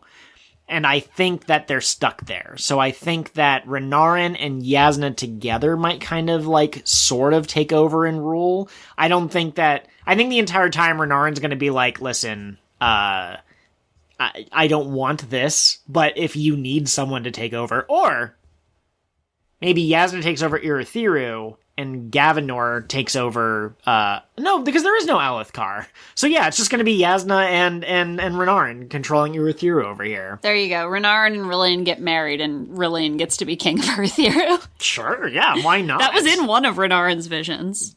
Yeah. I had something. I had a shot that I wanted to call, and now it's gone, but I feel like it would have been really clever if I had called it. Yeah. So when it happens 10 years from now, I'm going to go, I definitely had that thought when we were recording that podcast all those years ago, and you'll be like, sure, Janet. What? Sure, Jan is a meme. Okay. I don't know why it became Janet. Yeah, sure. Let's focus up. Yeah, let's focus up. Okay. So I'd like to talk about my favorite ending now. Please do. Okay. I really liked Kaladin and Sizeth, because again, as I pointed out, they have a lot of parallels and they've been working together, and they end up basically double teaming the final fight. So we've mentioned that Ishar is over here, and he's the herald that needs to be helped. He needs psychological help. And Kaladin is trying to psychologically help him. But there's also these ghosts that are running through, those honor blades that I told you about, and the boss rush that we alluded to. They're actually just like evil ghosts that can just come back. And you can't really kill evil ghosts unless you have a magic sword that can kill anything in the universe. That can suck up investiture. Even the icky, bad, corrupted investiture. So Sizeth is fighting them, while Kaladin is trying to talk to Ishar and convince him to give up being evil, more or less. They think that if they swear an oath in front of him, it'll snap him out of it. Sizeth swears an oath, and Ishar's like, dude, you tried that last book, it worked on me, but I figured it out. I figured out how to block it out, so that oath did nothing to me, and we're like, oh no, what's going to happen? Kaladin tries to tell him a story. Kaladin tries to tell him a story, and then Ishar connects with a capital C himself to Kaladin, which is a special bondsmith power. And then while connected, Kaladin didn't plan this, it just happened, but he swears his fifth ideal. And even though Ishar has this like, oh, you swore an oath, I'll just block my eyes, I don't see it. I hope that the mic didn't get interrupted, because I actually put my hands in front of my face. But anyways, because Ishar is basically, I have an everything-proof shield. But by connecting to Kaladin, he accidentally put that shield down for this specific moment. So Kaladin was able to get him to become lucid again, and that's how they know to reform the Oath Pact. It's great. And Kaladin's fifth oath, I think I talked about this, but his whole thing has been about protecting people. The second one is, I will defend those who can't defend themselves. And then the third one is, like, I will defend even those I hate if it's right. So, like, he can't just defend everyone, but if, I actually hate them, but he's got a good thing going on, I'll protect him. And then the fourth was, like, I have to accept that there are people I can't protect. And then number 5, I swear to protect myself so I can protect other people. And that was fantastic. He's had this line that he said a couple of times throughout the series, honor is dead, but I'll see what I can do. That was good synchronization. And so when they are trying to reform the Oath Pact, and they're like, well, Sizeth is unconscious because he used too much destroying evil ghost juice. What are we going to do? Kaladin goes, well, Honor's dead, but I can see what I can do. And he steps in, and he becomes the 10th member. I knew it was coming, too. I said it right before he did when I was listening to the audiobook with you. It was so good. It was so good. It was incredible. Sizeth gets a wife. So at the beginning of each of these chapters, you get an excerpt from a book. And there are several different books in this book. There's so much book in this book! But there's 10 days, and each of the 10 days sometimes have a different book that it's reading from that you're getting excerpts from. But there's not 10 unique books. There, you see the journal or the Knights of Wind and Truth at least twice. And you find out that that's written by a Shin woman, I think, who marries Sizeth after the events of all this. Which is fantastic. Kaladin, everyone thinks he's dead, because the only people who saw him do what he did were the heralds who left. And so Sizeth fell unconscious, woke up, and then found Kaladin with his eyes burned out, and went, I don't know what happened. Yeah, right before Kaladin ascends to heraldhood, Ishar goes, by the way, you will need to die for this. Sorry if it hurts. Yeah. And then it hurts a lot. So I just find that very interesting because really early on in the story, I think it's Scar. I'm so sorry. I get some of the, like, co-captains of the Windrunners mixed up in my head. But he basically tells Kaladin, like, you're coming back. And Kaladin's like, well, Wit said that I might not. And Scar goes, you will come back.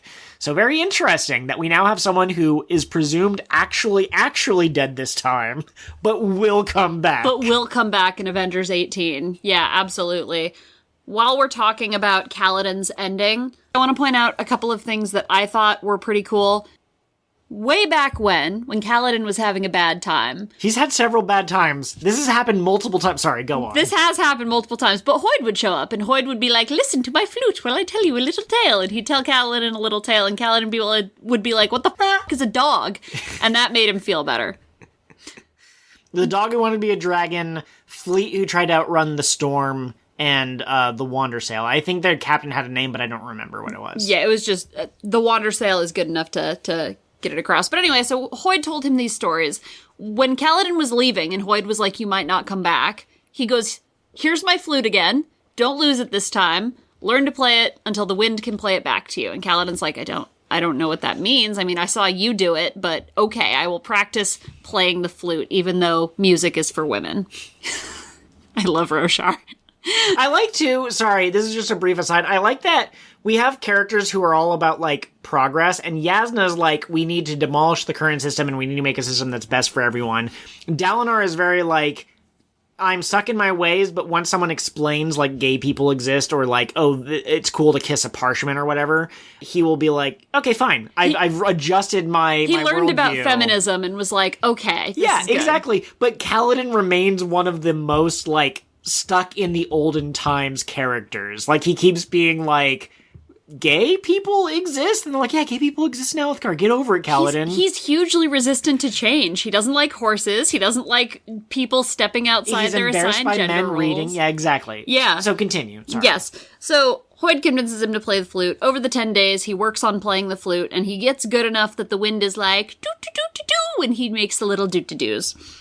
At one point, Nail hears him practicing and goes, I hate that song, and he leaves. And we find out that it's the tune that called them to Roshar. It's the specific melody they heard that let them go through the Rhythms portal. are super important in the Cosmere, apparently, and so this is, I think this was the original rhythm of Roshar. Note, rhythms can change depending on which gods are currently residing over a planet. Yes. Also, a rhythm and a melody are different, and Sanderson and I are going to have to fight over that the next time I see him at a panel. But anyway, later, when Sizeth is supposed to be fighting Nail for his shard blade, because Nail is his own champion. Yeah. Kaladin's like, no, I'll do it. Because Sizeth has fully come to the point where he doesn't want to fight anymore, so he's like, please help me. He doesn't want to fight, and he goes, Nail, we don't have to fight. And Nail's like, the fuck we don't, I'm gonna kill you. You've been putting ideas in this boy's head. You've been making him think he's a person. Shame on you. So they start, and Kaladin's like, I'm not gonna fight you, and he's just like dodging around, and he tries to play his flute. And he goes, this is the story of the Wandersail, and he gets punched. He just gets face. decked so hard that I think it was his chest because it broke a couple of his ribs. Yes. He keeps trying, Nail keeps beating on him, but eventually the wind plays the notes that he had been practicing the other night. And Nail's like, why is that song still happening? And Kaladin is able to tell him the story, and he's able to be like, what was in the tower, Nail? And Nail's like, there was nothing in the tower, and he has a meltdown and cries for a while. Spoilers for Wandersail in case you haven't read the story. Yeah, again, why are you listening to this? So that happens. Nail is mentally ill for the rest of the book. He is laying in the back of a wagon and is just having a bad time. Yes. He has given up on being a badass. He's an old man who is basically showing his oldness and his feebleness. He wants to change, but I mean, he only has like 2 days left till the end of the world. Right. He doesn't know how to. They get to Kelak, Ishar. They get to Ishar. I get the two of them mixed up, and I think it's because they've had the least amount of time. No, Bada has had the least amount of time. That's true. She hasn't been around at all. I don't know why I get these two We need to mixed come up up with a tier list of characters that we've spent time with and characters we haven't spent time with. Because I agree that Ishar is the one we've spent the least amount of time of any of the ones that we've spent time with. Absolutely, except for maybe Shallan's mom. It doesn't matter. Listen to me. They get to Ishar. Kaladin's like, playing the flute worked. Hoyt is a genius. He's a genius. I'm going to do it again. And he tries to start telling Ishar a story, and Ishar goes, I've heard it. I wrote that story. No! Yeah, Kaladin's like, this is the tale of the Wandersail, and Ishar rolls his eyes and goes, yeah, the tower is empty. I get it, buddy. And Kaladin's like, what? And he tries to tell, like, the story of Fleet. He's like, Fleet tried to outrun the wind. And he goes, Fleet was a jogger who died of, like, wounds on his feet, and he did not try to outrun the wind. He was very, like, self-aggrandizing. So basically, he had the one hard counter to Kaladin's one strategy. Yeah, sometimes when I'm in a particular mood, I am told that I talk like a supervillain. Okay. And I feel like Ishar tearing down why these stories aren't meaningful is kind of like that. Yes. When I'm in my supervillain era. But, like, it wasn't supposed to be funny, but I laughed so hard. I think it was kind of supposed to be funny. It wasn't funny to Kaladin. You're supposed to feel the feelings the characters are feeling in the moment. It's supposed to be, like, this bleak moment for him to overcome. Okay, fair enough. But it was hilarious. I think it was pretty funny. I laughed the whole time. I laughed so hard when Nail punched him when he started his story. Because, like, this whole time we've been thinking, Hoyd, why don't more people hit you? But it turns out he just has the charisma to carry it. That's why people don't hit him. Kaladin doesn't have the riz. Kaladin has the riz to have entire squads think that he's like their religious leader. That's true. It's conditional riz. It depends on the situation. But yeah, that's just what I wanted to call out, was that I really like Kaladin going on this mini journey of, like, somebody else helped me. I'm going to try what they tried with me. Oh no, it doesn't work. I have to do it slightly differently. Yeah, 100%. He's learning what therapy is, and that requires different solutions for different people. Nail also used powers that are not the surge binding that we've seen before. I think he could, like, move really, really fast. He had the speed force. And it's alluded to that basically they had cooler powers on Ashen. Yes, Ashen. But everyone from that time is dead. Except for the Heralds. So Kaladin, he might have some hyperbolic time chamber training to do with Nail. He might learn some of the old magics. That's pretty exciting. Yeah, I'm super pumped. Okay. We have not talked about it. We've talked about it indirectly, but we need to talk about it directly. Who does Odium choose as his champion? Little baby boy. Yes. So I mentioned that there was a fan theory that Gavinor would become the champion, and the idea is basically it's a traumatized boy. Dalinar has done some bad things in the past, especially to his deceased son-in-law, Elhokar, and Elhokar is Gavinor's, like, champion, his favorite person in the world. But the problem with that as a duel is that doesn't make any sense. Dalinar versus a 6-year-old versus a baby. Like, there's no actual physical challenge to it. And I get it. It's a philosophical challenge, but you still want there to be, like, some kind of action. And so the way that Sanderson cleverly did this is with time manipulation. In the spiritual realm, time passes differently, as we've explained a couple of times now. So he yoinks Gavinor and spends what is 20 years to Gavinor telling him, hey, Dalinar's a piece of shit. You should try to beat him up. And also, because you can see visions of the past, you can literally watch people fight with shard blades, and you can learn how to fight. So Gavinor comes out, he looks like Elhokar, he's old, he's not old, he's older, He's and in he's his pissed. 20s. And so they start fighting. Well, kind of. They do start fighting. Dalinar is trying to, like, not fight back, but he knows enough to be able to, like, stay out of range, basically. Right. Until Odium, who we know is a dick, we've established this, goes boop, and Gav can't move. Yes.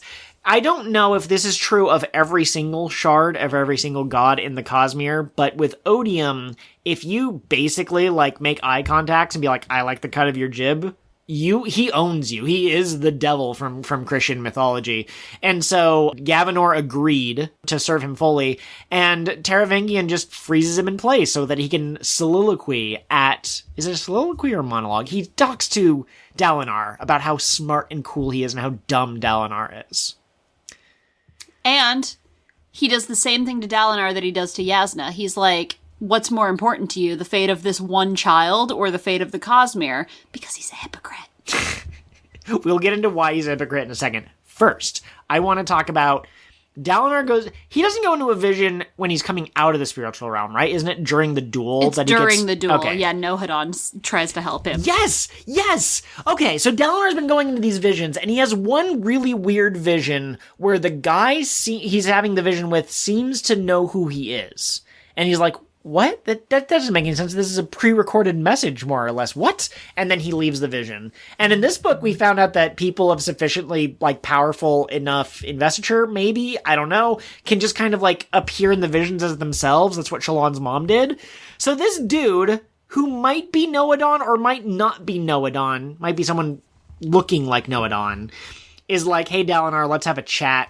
Let's talk about your life. Where do you see yourself in 5 years? He baked him some bread, and Dalinar's like, that's not what bread should look like. And he goes, try it, it's good. And Dalinar's like, fuck, bread, bread. Yeah, well, and Nohadon comes up with the brilliant solution that you can come up with a solution to any problem so long as you're well-fed, or something like that, which ties back into Kaladin feeding Sazeth stew. Brandon Sanderson is really good at interweaving all of these plot threads. Do you think that was actually Nohadon? No. Okay. I think it was ad nauseum, sort of. Right. It's kind of like how in Stephen King universe, there's a god who's a turtle, I think, and he's like the ultimate good. I think Nohadon is that. He's the turtle. He's the Dumbledore at the Ghost 9 3/4 station who tells Harry to go kill himself. No, he's already killed himself at this point, because Harry is Jesus. I've forgotten everything about how that series ended. I hated the last book so much. Okay, this is not a Harry Potter podcast. And it never will be. Never ever will No be. turfs on my turf. Exactly. I also think that whatever Nohadon is probably something else. I'm not sure if it's ad nauseum. It would make sense that it was, but I think it makes more sense for it to be one of the other 16 shards, or the fourth secret ancient god on the planet, maybe. But yeah, Nohadon has do you want to talk to Honor? Do you want to talk to the personification of Honor so you can figure out what Honor wants? And Dalinar's like, hey kid, I know you don't want another human champion, but I could become your champion, but we have to work together to do this. I understand you. I know what you want. I know what you need. And so then he comes back to the duel, and he renounces his oaths because Dalinar knows that Odium is going to slurp Honor into him. He won't be able to resist taking up the power. He won't be able to, yeah, he'll want the power because that's what Taravangian does. And what that means, not only does this mean that the rest of the Cosmere is now afraid of retribution coming for their butts, but it also means that Honor, who's a kind of like second voice inside of inside of Retribution, I guess, is going to be able to experience a bunch of lives firsthand and see, like, is this honorable? Basically doing a, does this spark joy? Does this spark honor? As they hold up two different people. Do you have any thoughts on that, on Nohadon and the child honor and all that? I am excited to see where that goes. Like, You remember way back when we were like, the Stormfather said, I thought your family. And I was like, well, I think it's because they're connected to the Sunmaker. Right. But, like, Nohadon and Dalinar. Like, that's gotta be something. There's something else going on. There's always another secret. There's always another secret. This was a really interesting fight. So, with Yasna, Todium basically talked her into a corner, right? He got her to admit, like, yes, I've prioritized my family in situations where it wasn't necessarily for the greatest good, and therefore I'm not upholding my principles. He tries to do the same thing with Dalinar, but I almost think Dalinar is too dumb for that conversation. You think that Yasna is smart enough that she has to consider her own actions, and the moment you introduce someone who's smart enough to say, maybe you're not as smart as you think you are, she's filled with self-doubt. But Dalinar is just Dalinar. Dalinar's just Dalinar. Dalinar wants to do the right thing. He doesn't want to kill a child, and so what can he do that both protects the universe and keeps him from having to kill his grandson? Well, you deal with it, Todium. Yeah, you break the contest. You don't even hold the contest anymore. It's wonderful. Also, we're mixing all of the different segments that we have in our nice little Word document. But Gavinor is very interesting because he wanted revenge for his father. He wanted retribution? He wanted retribution. He gave himself to Odium, and then Odium basically, because Taravangian thought that he had won, basically was like, hey, you're trash, more or less. Like, I don't need you. Oh, you're sad? That's boo-hoo. But Retribution left, and Gavinor is still alive. He experienced a god telling him, like, oh, I don't need you anymore. He's not going to trust that man ever again. Gavinor is going to become a hero in the next book. He's going to be like, listen, I was trained in the blade by a magic god, and now I'm going to use that training to kill the magic god. Absolutely. I'm really looking forward to where Gavinor goes from here. I think that Dalinar using his last moments to protect him when the Retribution storm was raging. Yes, that was a great moment. Yes. And I mean, imagine him waking up from this. So he's seen all of these visions of Dalinar being terrible. Him burning down the rift, him beating the shit out of Elhokar, which is a scene we all loved when it happened, but maybe you could have handled things differently, Dalinar. All of these repeated failures where he saw power and he just took it because somebody had to. And so he hates Dalinar, and he thinks, I'm going to challenge him, I'm going to defeat him, and then I'll have avenged my father. But Dalinar's like, I'm not going to fight you, buddy. And then he protects him. And so I think now Gav has to kind of come to the realization that, like, people can be both good and evil. Yeah. And I think that's going to change him a lot as a person. I hope that someone is able, because I said this earlier, right? Gav was a child when he went into the spiritual realm, and they couldn't explain, like, yeah, these things happened, but we want to do better. We failed, but we can become better people. I hope someone is able to sit him down, give him some philosophy lessons, and like, listen, Dalinar did some shitty things. Adolin killed a guy, but like, we're all trying to do better. Adolin has not, in cold blood, murdered another High Prince since then. Days since the last High Prince murder. I think Gav is going to carry around a copy of the book Dalinar wrote, just like Dalinar carried around Way of Kings. I love that. Yeah. Also, I need to point this out. Ray's Odium, the original holder of Odium's power, did not want to absorb other shards because that would corrupt his intent. The intent of Odium is to hate, but you mix Odium with anything else, it's no longer Odium. We've already seen that in another book where we had two shards that merged together and their desires became different. It became a combination of the two individual desires.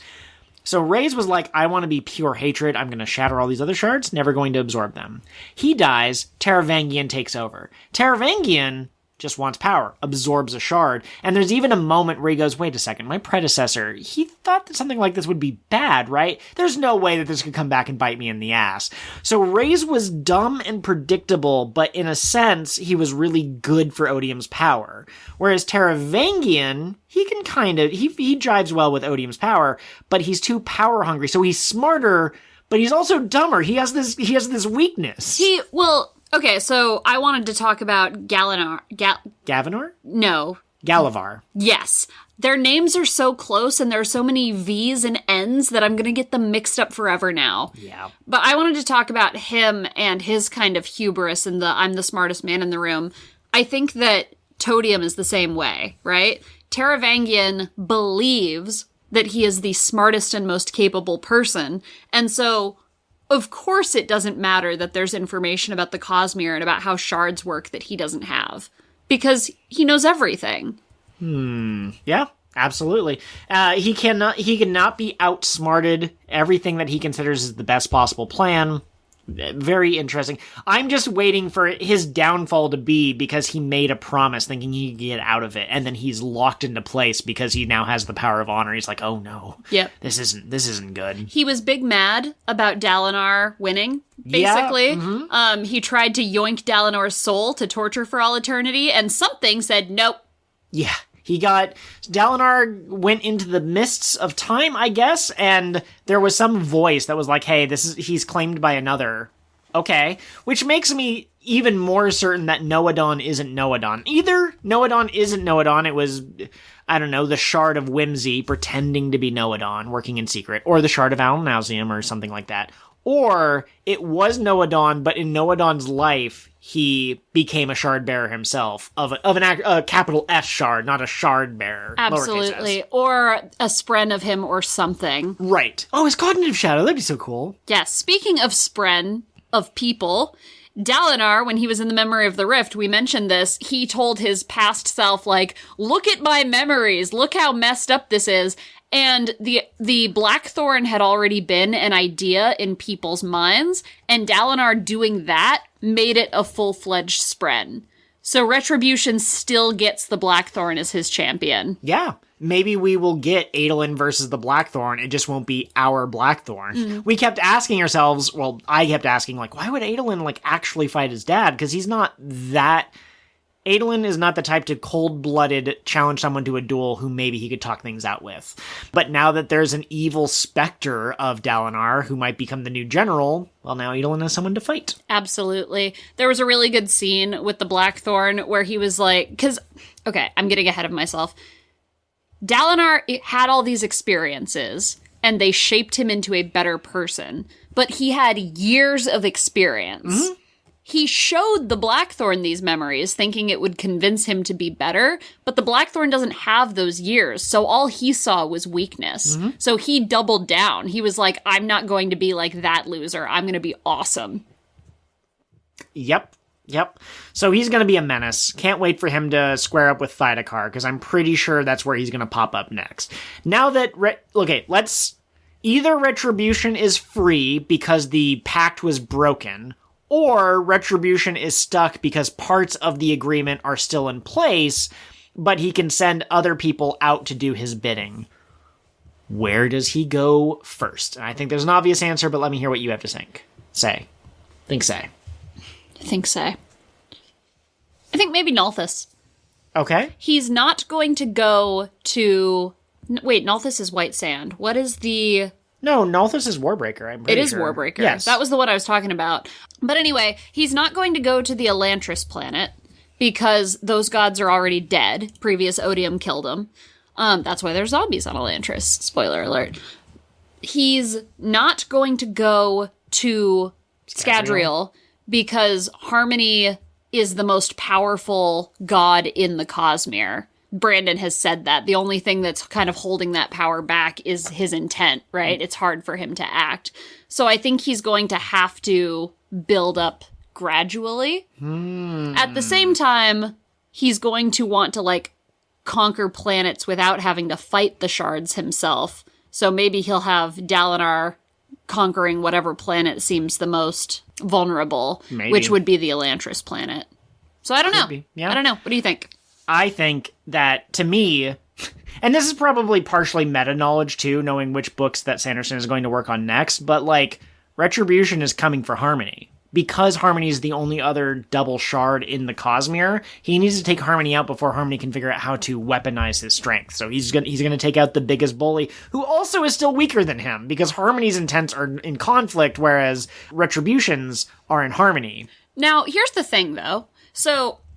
making Retribution made all the other shards go, what the f*** is that? So all of them have their attention here. They're all going to team up against Retribution is the idea, yes. Right? Autonomy has been edging in on Harmony's planet. And the Ghostbloods were like, autonomy, get off our goddamn planet. You need to leave. You need to go. But I think she might try to convince Sazed to give her Harmony. Oh. So that she can be an even a bigger triple shard. Yeah. Yeah. It's interesting because I don't think that Sanderson has a diagram of all possible permutations of, what would that be, 16 times by 15, a really big number. That'd be 240, I think, possible combinations. I don't think he has that written down anywhere. But I think he's going to have to start thinking about that soon. Can I make a political joke? Sure. What do you call the combination of harmony and autonomy? What is it? Libertarianism. You leave me alone, I'll leave you alone, we'll all live our own lives in harmony. Yes, yes. Please note for the listeners, I know there are many people who call themselves libertarians who do not live by those ideals. I was just making a funny joke. Ha ha ha. Absolutely. So, that's kind of the retribution and the end of the Dalinar. Do you want to talk about Galavar? Yes. Okay. So, Galavar throughout this series has kind of been like this specter over everyone. Like, Dalinar has personal tragedies and traumas related to him. That's his brother, and he let him die. So, like, Yasna, that's her dad, and she has daddy issues. And Navani has husband issues because he was terrible. Right. Every book has opened with the party where he died, and we've gotten a different viewpoint. We mentioned at the beginning of the first part of this episode that it was from the Stormfather's point of view this time. Or was it from Galavar's view? It was from Galavar's point of view. Gavilar. It's from the dead king. Yes. But something that I didn't quite grasp until this book was that we've been seeing him through other people's eyes. So we've been seeing him as a guy who's doing kind of messed up stuff maybe, but with good intentions, right? He's just trying to unlock the secrets of magic and the Cosmere. But no, he has no good intentions. He is just a bad person. He is so arrogant that he believes that he is the only one who deserves to be God. Yeah, I don't know if he thinks he's the only one. He thinks that anyone who can fight their way to becoming a god or should be allowed to become a god. And he thinks that he's a man who can do that. He's not going to let anything stop him. He's going to become immortal. When he goes to Braze and he has to endure torture, he's going to break immediately. He's just going to be like, I give up, so that way he doesn't have to endure torture. Because what's better than fighting forever? Nothing's better than fighting forever. That's what the religion has taught him. Hate this man. Yeah, he's not a good person. I do really like that we get to laugh at him because he meets a man. What's his alias? He meets a man named Ristaris. And we know who Ristaris is. Ristaris is the Herald Kalak. And he has a friend with a birthmark underneath his eye, and he looks Makabaki, which means black, basically. And we know who that is. That's Nail, the Harbinger, the heretic. Herald of Justice. And Herald! That was They're Harol. Herald. Yeah, exactly. But we know that they're heralds, but Gavilar, well, first off, the Stormfather lied to him, which is interesting. You know, we were told that Spren can't lie, but by the Stormfather. We can't lie, said the liar. But at one point, Gavilar's like, wait, were those the real heralds? So we get a laugh at him because, like, he's so arrogant he didn't realize. I don't know how you look at someone and realize that they're actually a fraction of a god, but, like, the clues might have been there, and he just ignored them. Yep. So I just kind of wanted to say that I think Brandon does a really good job of building you up to this. Yeah. I think so. I liked it a lot. We knew he was a dick, but we didn't know he was this much of a dick. Yeah, well, I mean, if someone abuses their partner, they are a bad person. But there could be someone who theoretically abused their partner, but also was a great business person. Was a good king. I guess, yeah. And so, like, we know that he was a bad person with Navani, but we also don't know exactly the extent of it because Dalinar keeps telling her to, like, don't ruin this perfect image of this man. And in Dalinar's mind, he just remembers him being a great brother. He was a terrible brother. He was a terrible encouraging Dalinar's alcoholism because it made him easier to control. Yeah, 100%. So, yeah, rest in piss, Gavilar. Galavar. Gavilar. Oh no, Galavar. I'm pretty sure it's Gal. He's a gal. Hang on, wait. No, it's Gavilar. He's not a gal. He's Gavilar. So it's Gavilar and Gavinor. Yes. I hate them. Listen to me, listeners. If you have a name and then you have a child and you name that child's name with half of your name, it's going to be confusing. I won't remember which of you is which. And that's going to be your fault. 100%. So I have a question. All right. This is, as we've said, Sanderson is usually pretty good at setting up your expectations, and then he pulls them off in a certain way. Either the way you expect and you go, that was cool, or in a way that surprises you, you go, oh, that makes sense. In book 1, pretty sure it's book 1, Hoid plays the... That's right, because Kaladin was only the bridgeman in book 1. Kaladin meets Hoid, and Hoid is playing a song. It's the Wandersail song. And he goes, hey, here's a cool flute, which, by the way, is from the Mistborn planet. I don't know how... I never would have noticed, but people have noticed. It's apparently a special flute. It was never confirmed, but people are pretty sure, because Hoid was like, that was really important to me. Yeah, well, and I think that there's a description of a flute of the same type in the Mistborn series. Correct. But anyways, Hoid gives him the flute, and he goes, hey, play this flute so good, or keep practicing at it until the wind plays back, because that's a cool trick that Hoid could do. He could play the music and the notes would fade off and then they'd come back while he was talking or whatever. I don't understand what Kaladin did to make the wind play. Is it anyone of a sufficient skill level can get the wind to play back? Because I thought it was more than that. I thought it was something about him, like, bonding with the wind. I think it was the bonding, right? And the fight where she started doing that was, like, when their bond had kind of reached its peak. But I also think it has to match. It has to sound like the original rhythms and melody of Roshar. Oh, I see. So, like, by playing this specific rhythm, it is causing the wind to kind of, like, gain strength or be able to talk to him. So it's more like, is it like a time thing? Like, play like for so many days? Like, he practiced and got better. Okay. Yeah. All right, that's fine. That was just one of the ones where I was like, I think this could have been executed better. And I mentioned this already. As I said, I will reread the book eventually. But Sazeth's I Am the Law probably didn't work out. I didn't like that fifth ideal as much as I liked Kaladin's. But I've already talked about that, so we can move on. I love the little moments that remind us that you and I are different people. Yeah? Because I really like I Am the Law as an ideal. I like I Am the Law as an idea. I think that is a very strange thing for someone to say, but, like, I get it. Like, you love authoritarianism? Here you go. This one man represents the law. No, you're not even understanding. It's not authoritarianism. It's not saying that, like, we all should be dominated by one truth.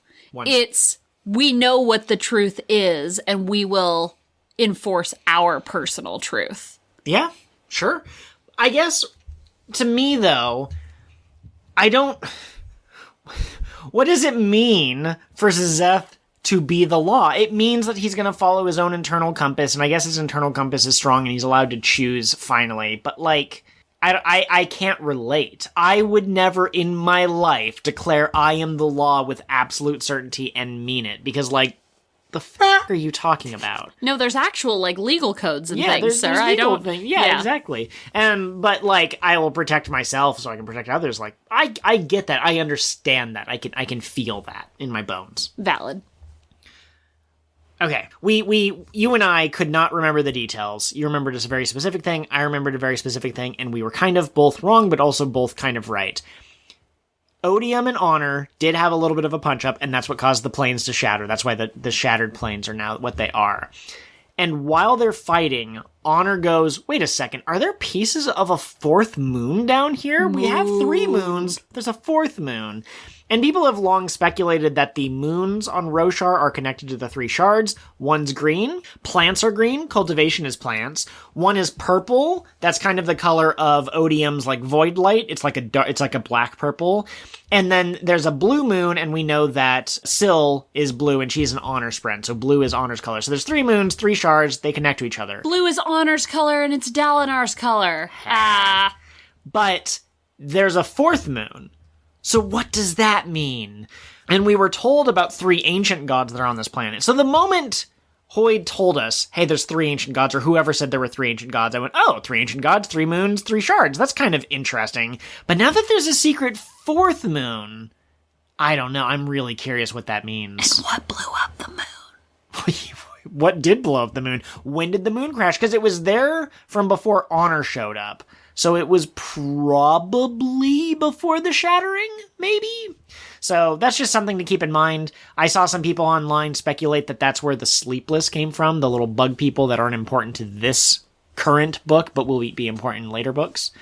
Something to keep an eye out for. And also we know that 4 is an important number, and I don't think 3 is an important number. So very interesting that there were 4 moons. Absolutely.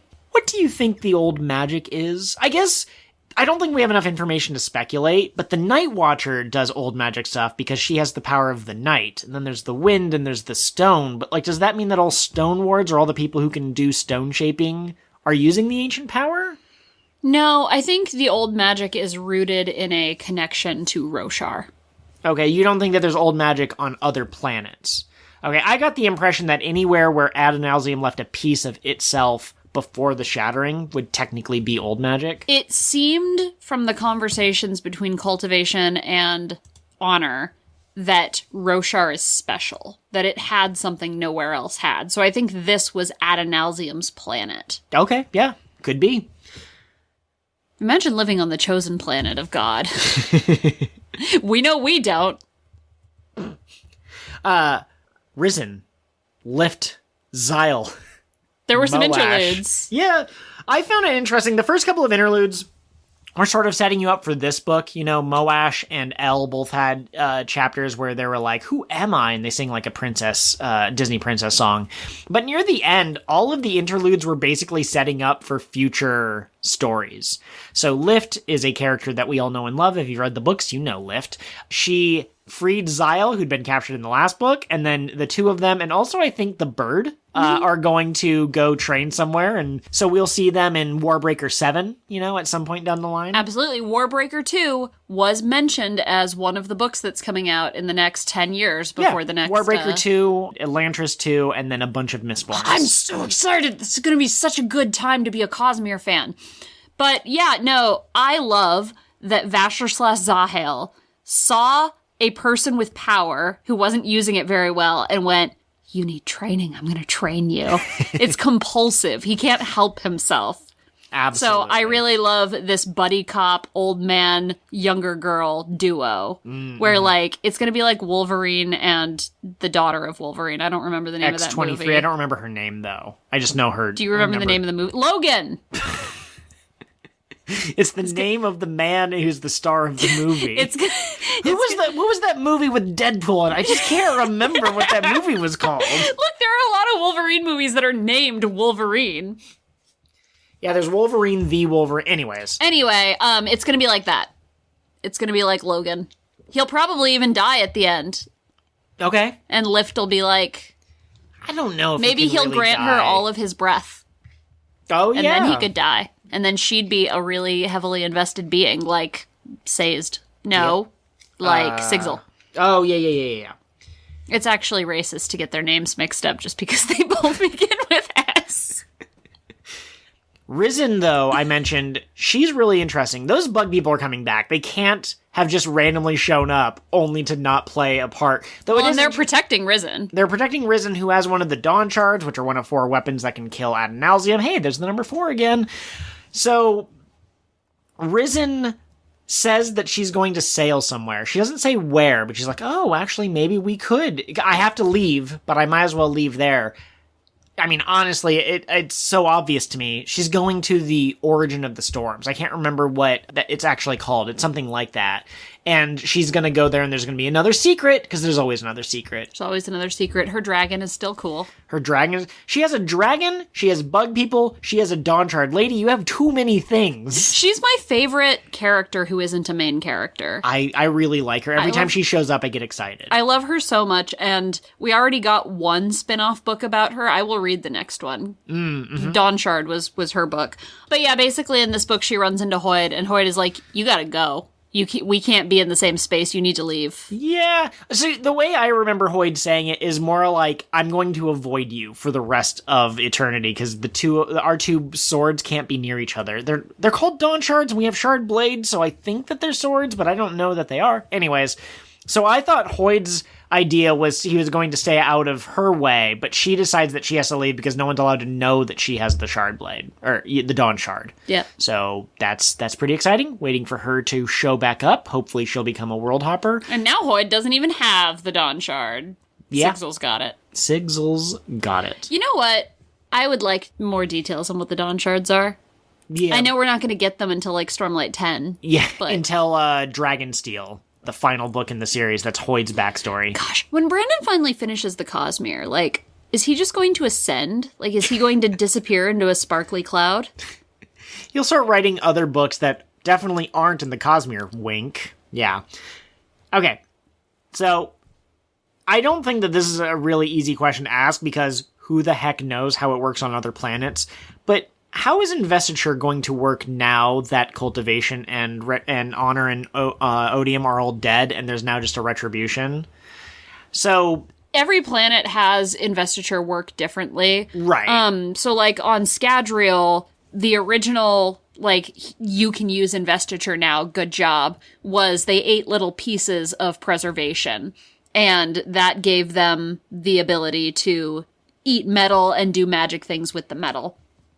On Roshar, they made a bond with the Spren, which are also little pieces of God, and that allowed them to use investiture. Yeah, to be fair, though, like, the actual thing that they need to do investiture was the storm, which created light. So, like... Well, yeah, but... Sorry, what I was saying was you need a piece of a god to have the ability to do it, and then you have to ingest another thing to have the power to do it. So on this planet, it's Stormlight. On this planet, it's metal.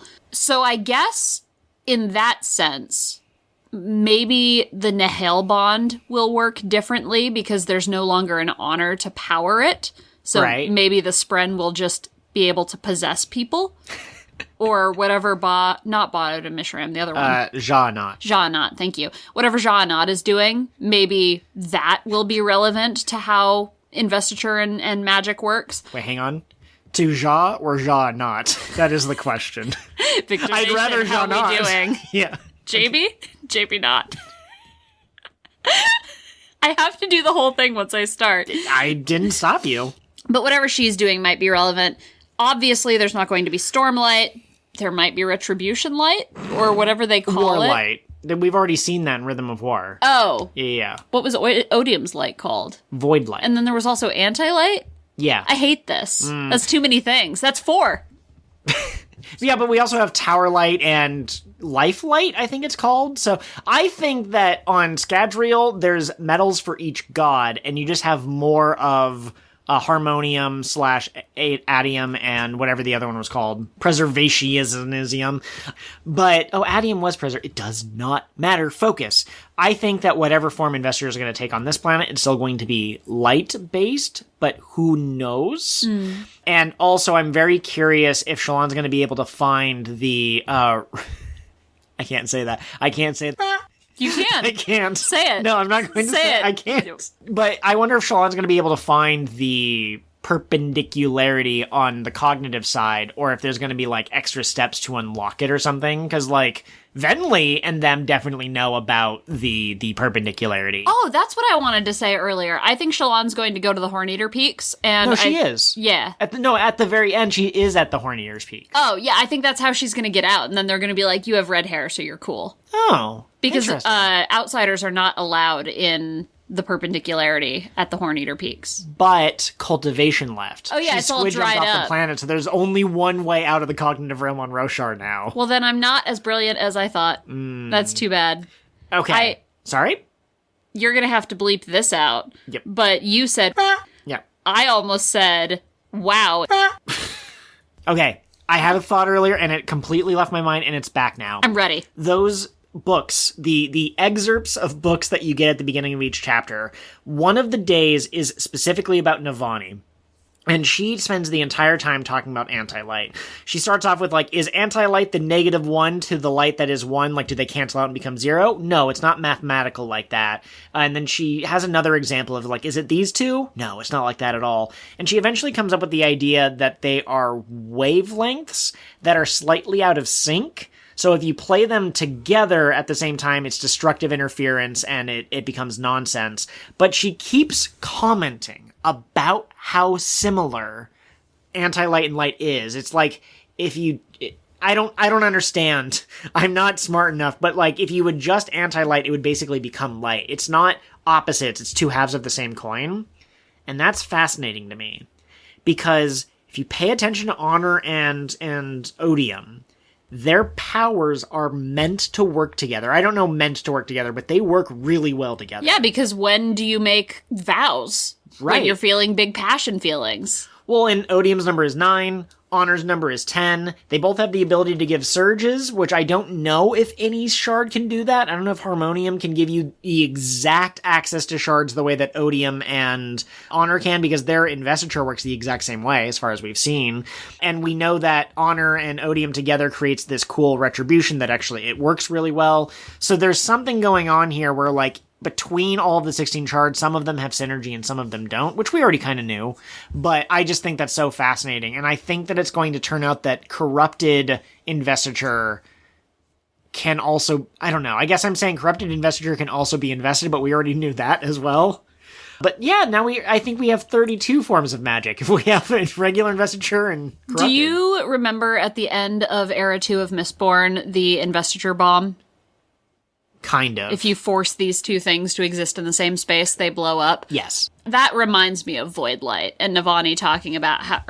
Anti-light. That reminds me of anti-light and Navani talking about how you can't do anti-light and light at the same time. Right. Well, and if I recall correctly, if you all recall correctly, everyone who's listening to us, if you took the two metals that shouldn't metallize together and you metalled them together, it would explode and it created a new metal, but it wasn't a new metal, it was an old metal. That's how they got Rasium, I think. I think they got Rasium. I don't think they got Adium.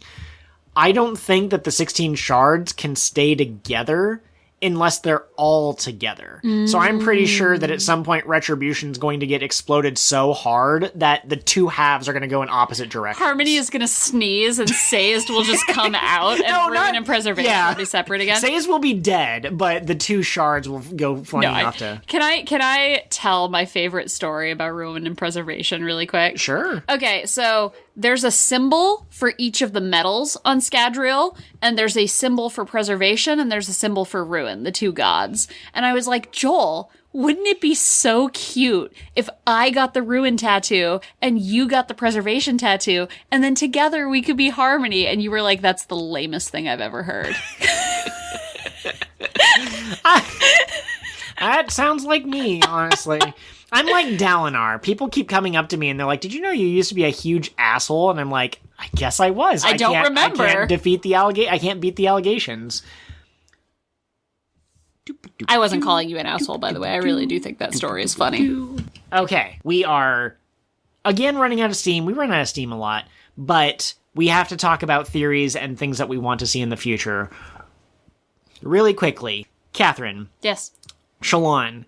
Single child? Or do you think maybe like twins or something? Twins would be cool. Yeah. I'm going to say single child based on the way she was talking. Right.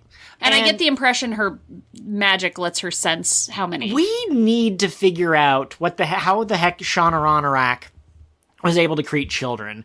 Also, I would have loved it if we had found out from one of Shallan's brothers that, like, they had trouble reproducing with their wives, because I think two of them, at least one of them is in a relationship. And Sanderson said that, like, heralds can't have children the normal way. And we know that Shallan and her brothers were created through whatever trickery that is. I don't know if Shallan's human, technically, but if she has to do a special magical incantation, I wonder what the child's going to be like. Yes, no, I think her child will be really interesting. I actually wanted to touch on Shallan really quick. I didn't like the theory that Shallan was a herald's child. Yeah, it makes perfect sense. It works from a meta narrative perspective. It still annoys me, but Shallan has annoyed me this entire series, and she annoyed me the most in book 3 when Hoid showed up and he was like, don't feel bad for messing everything up for everyone. You're the specialist person in the universe. And I was like, why has Hoid kept popping into her life this whole time? What makes Shallan so special? And this is it. Shallan playing Help Wanted 2. What makes you so special? Exactly. But that's why Hoid has been watching her whole life. That's why he showed up when she was a child, and here and here and here, because she is the most special person in the universe. Yeah, did Hoid meet her pre or post death of Shanaran? Both, I think. I think he showed up after. So Hoid shows up, and I can't remember what he says, but he says something like, "You're not what I was looking for." So he gives some kind of indication that something is going on. And when he sees her, his eyes get all big. He's like, "Whoa!" So yeah, she might have been. I think Sanderson was trying to make us think that he recognized that she was radiant, because at that point she'd already gotten the sword and already killed her mom, I think. But actually, it turns out that what he was seeing was that one of the biggest pieces of honor that got split into 10 pieces, itself split itself into another piece, and this child was that piece of a piece of a piece of a piece. Yeah. Okay, really quick. One child, boy or girl? Boy. Non-binary king. No, I'm just kidding. Non-binary monarch. I think if Adolin had died, I would think it would be a son, and his name would be like Adolini or something, and we'd again be like, we can't tell them. Actually, we can tell them apart because we had 5 books with Adolin. But yeah, I imagine Sanderson's gonna give us a daughter for Shallan, or it'll be twins, one of each. One will look almost exactly like Adolin, one will look exactly like Shallan. Yeah, could be. I like the idea of a son, I think just because I prefer male characters. Yeah, and I mean, I think that I'm going with daughter because, like, in a lot of sequels, sometimes the child is kind of like character A light, like almost identical. And so, like, I'm just imagining like a slightly different Shallan. Well, and what I was going to say was a daughter would be more narratively satisfying because it would give Shallan the chance to, like, raise a child without trauma. Yeah. If she's capable of it. She has taken big steps. I know that she's not your favorite character, but when I reread the 4 books leading up to Wind and Truth, I realized, like, I still don't like some of the scenes with her, but she's not as bad as I remembered her being in my head. Yeah, she is a very controversial character in the fandom, which I guess is a bummer because she's Brandon's favorite.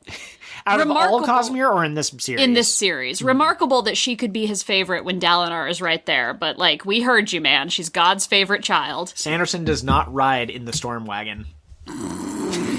My goodness, I wish that could be our final thought. No, my comment about if she's capable of it was just that recovery isn't a linear process, and a lot of times people go backward. And her therapy's in spiritual jail for the next 1,000 years. Oh, that's another thing. At the beginning of this book, as Kaladin's about to leave, Adolin is like, hey, the 4 of us, Kaladin, Syl, Shallan, myself, should all meet at this specific bar for drinks. And now that Kaladin is in the spiritual realm, who knows if that's going to happen? Also, Adolin, very racist of you. You invite Kaladin and Syl, you invite Shallan, but you don't invite Pattern or Testament? Wow. Adolin, what the heck? Wow. Maybe he knew they wouldn't like it. Yeah, they don't drink. Absolutely. There's no numbers. And they're not trying to be people the way Syl is trying to be people. 100%. Or Adolin was like, please let Syl be this man's girlfriend. He needs a girlfriend so badly. Kaladin needs a win. That made me so sad, though, because it's just going to be Adolin. If he can even go. Sanderson is going to give us a moment where we think that none of them are going to be able to show up, and there's going to be a scene at the end of the world where they do finally show up. Not actually the end of the world, no, I know, but it's very sad. It's very emotional. I had a list in my phone of times that this book almost made me cry or did make me cry, and I should actually pull up that list. I don't know where my phone is, but... It's on the kitchen counter. Do you want me to go get it? No. The one that I remembered clearly, and I got to the passage the other day, as I said, I finished book 1 in my re-listen recently. Kaladin saying goodbye to the rest of the Windrunners really got me. And I can make jokes or I can comment about, like, I can't remember which one Dre he is or which one Scar is, and I couldn't name, some of the other characters in the bridge crew. But something about the way that Kaladin was saying goodbye, and something about, like, sir, is this going to be, like, a long goodbye? And he's like, I'm proud of all of you. You're all my children, basically. And, like, that really got me. You're all my children, and I love you. I never cared for Lopen. Yeah, no, it was very emotional. I don't do well with goodbyes or endings. Regularly have...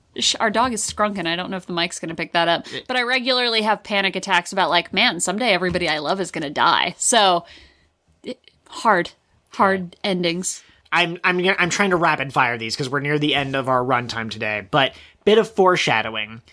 They keep talking about passion. Wit has a moment where he's like, passion, you think that people who die just didn't care enough to live? Passion is great in sometimes, but you can't let it be the only thing that defines you. And the Thalens have passion as their religion. And Adolin, who has learned to care from his mom, who loves his mom and has big feelings. That's why he murdered a guy, because he was feeling some kind of way.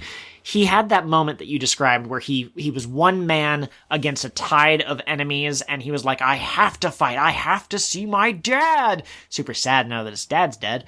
But it was his passion that allowed him to do that. There's a power with feelings that either Hoyt is unaware of or he's trying to pretend he doesn't know about. The mental illness book would make feelings a power. Yeah, well, and the Iriali are special. Right? So let's talk about that. What's up with the Iriali? They apparently go from planet to planet. Somebody wakes up and their mom goes, it's time. And she gets her backpack and all of the Iriali just walk into a hole. And then they're in the spiritual realm and they're just going to the next planet. Could that be the thing that claimed Dalinar because Dalinar married Ebby? And so, like, his connection with her allowed him to be an honorary member of the caravan or something? Maybe, yeah. Maybe one of the shards that's, like, in hiding is the god of the Iriali. Yeah. Well, and we know from Elantris that people have a glowing skin, and we keep being told that the Iriali's hair is, like, actual gold. Yeah. So I wonder if they're actually from the Elantris planet. Like, if they all have, like, a little bit of investiture from that original... I think it would be the Warbreaker planet, right? Maybe. Because on that planet, the hair is a really important thing. It could be. I was just thinking about the fact that you have glowing people in Elantris, you have glowing hair. My brain was just connecting the glowings. That's true. Okay, rapid fire. I have a couple of ideas moving forward for what I theorize will happen. Yes, tell me your predictions. Okay, here's something interesting. In this book, we had two people who swore the fifth ideal. Sazeth and Kaladin. Sazeth was in a weird place because he told his spren basically, you and I aren't a good fit. I'm swiping left on you. So he technically got to the fifth ideal, but he sort of never got the fourth ideal. And then I'm pretty sure that he doesn't have powers anymore at the end of the book after everything that happened. Right, he's just a dude now. Yeah, well, and he told his spren to F off. So yeah, he's not radiant. So he got to the fifth ideal. We didn't get to see him do anything with it. And Kaladin swore the fifth ideal, and then he went away to the spiritual realm or wherever he is. So I am telling you, I said this before, the third ideal gives you the sword, the fourth ideal gets you the armor. The fifth ideal does something, but Sanderson is not letting us see it. And he got around it by giving us two people who got to the fifth ideal, but they were extenuating circumstances. So when we get to book 8, we're going to have someone who gets to the fifth ideal, and they're like, whoa, did you know that I can access a third surge? Like another surge? I got to the fifth ideal, and I just turned into a dragon. I'm a dragon now. I swore the fifth ideal, and all I got was this t-shirt. It's a t-shirt that just appears on you. I really hope that they continue to be able to swear oaths in Urithiru. I hope that we do a time skip and we come back, like, Lopen just has armor, and we're like, cool. I think Adolin's going to be, like, 50 when we get to Stormlight 6. Yeah, they'll be older. Except for Kaladin, who does not age because he's the king of the heralds now. Okay. King of the what now? King of the what now? Rashadium. Yes. I'm pretty sure Those are horses. They're big horses. Rashadium, I'm pretty sure, have gem hearts. I can't remember if that was explicitly pointed out or not. But Adolin's dead horse showed up at the beginning of this book. That was also a touching scene. And it showed up as a music spren. And I'm pretty sure we've been told that music spren are weird on the in the physical realm. I think that they make certain like big great shells like lighter. That's how they're able to support their weight and stuff like that. So music spren are important. Music spren are connected to Rashadium. Rashadium are special and seem to have like not human level, but pretty like sentience, a pretty strong sentience. And in Shadesmar, the music sprens show up as horses. Right, yeah. Like, I'm pretty sure that Sanderson was just telling us, like, Rashadium and music spren are basically, like, very close together. Or no, because we have that line about not all spren are thought of by men. So Rashadium are smart enough to have created music spren with their thoughts. Yeah, they've got crystal hooves that make music sounds as they run. Yes! Okay. I don't think, this is another clever thing that Sanderson did, I don't think that we ever had any singers, listeners, whatever, mention Rashadium or be around Rashadium. I am almost positive that Sanderson is going to reveal that Rashadiums are a worshipped animal in the singer culture. Oh. I think that there's a connection there. I think you can bond a horse, a Rashadium, the way you can bond... that's what you get when you swear the fifth ideal. Free Rashadium just comes out of the spiritual realm for you, and Kaladin goes, no, get it away from me! Why? Why the horses? I love that. Last thought for me. I think that there's going to be new forms of spren. I don't know what that means, but like we have 10 what are called what are they called? Are they called high spren? Okay. I got high spren and peak spren mixed up. But we have 10 what are known as high spren. They can grant you different surges. I think we're going to start seeing different types of spren give access to surges as well. So like right now, honor spren give you gravitation and adhesion, I think. But we're going to get another spren that can do gravitation and transportation, like two that don't really fit together. There's going to be an evolution of spren, and I think the spren are going to be able to choose. They can already choose who they bond with. I think they're going to be able to choose like which surges they use and whether they can take a human form or not. Syl was doing it, and Nodum was doing it. So I just think that we're going to get really interesting play with the spren. I think they're going to become their own thing. That could also be what the 3 moons are for. It could be humans for 1 moon, the singers for another moon, and the spren for the 3rd moon. Ooh, that's a really good final thought. Absolutely. And that has been your do final thought. Outro goes here. Thanks for listening, everyone. Don't forget to like and subscribe, I guess. Is that what you're supposed to say on YouTube? Absolutely. Don't forget to punch a god, but only if you have a god's power.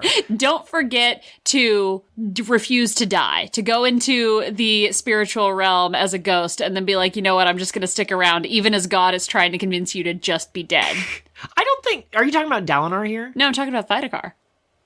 Oh, your boyfriend. What a troublemaker. If you're still listening, this has nothing to do with the Wind and Truth, Stormlight Archive, whatever. Catherine and I are going to try and do a monthly Precure episode. So instead of reviewing every episode, we'll try to get a March episode out where we will say, hey, these are the 6 episodes that we've seen since the show aired, you and I, Dole Precure. And then we'll do another episode the next month, and it'll probably be we've seen about 4 or 5 episodes. Absolutely.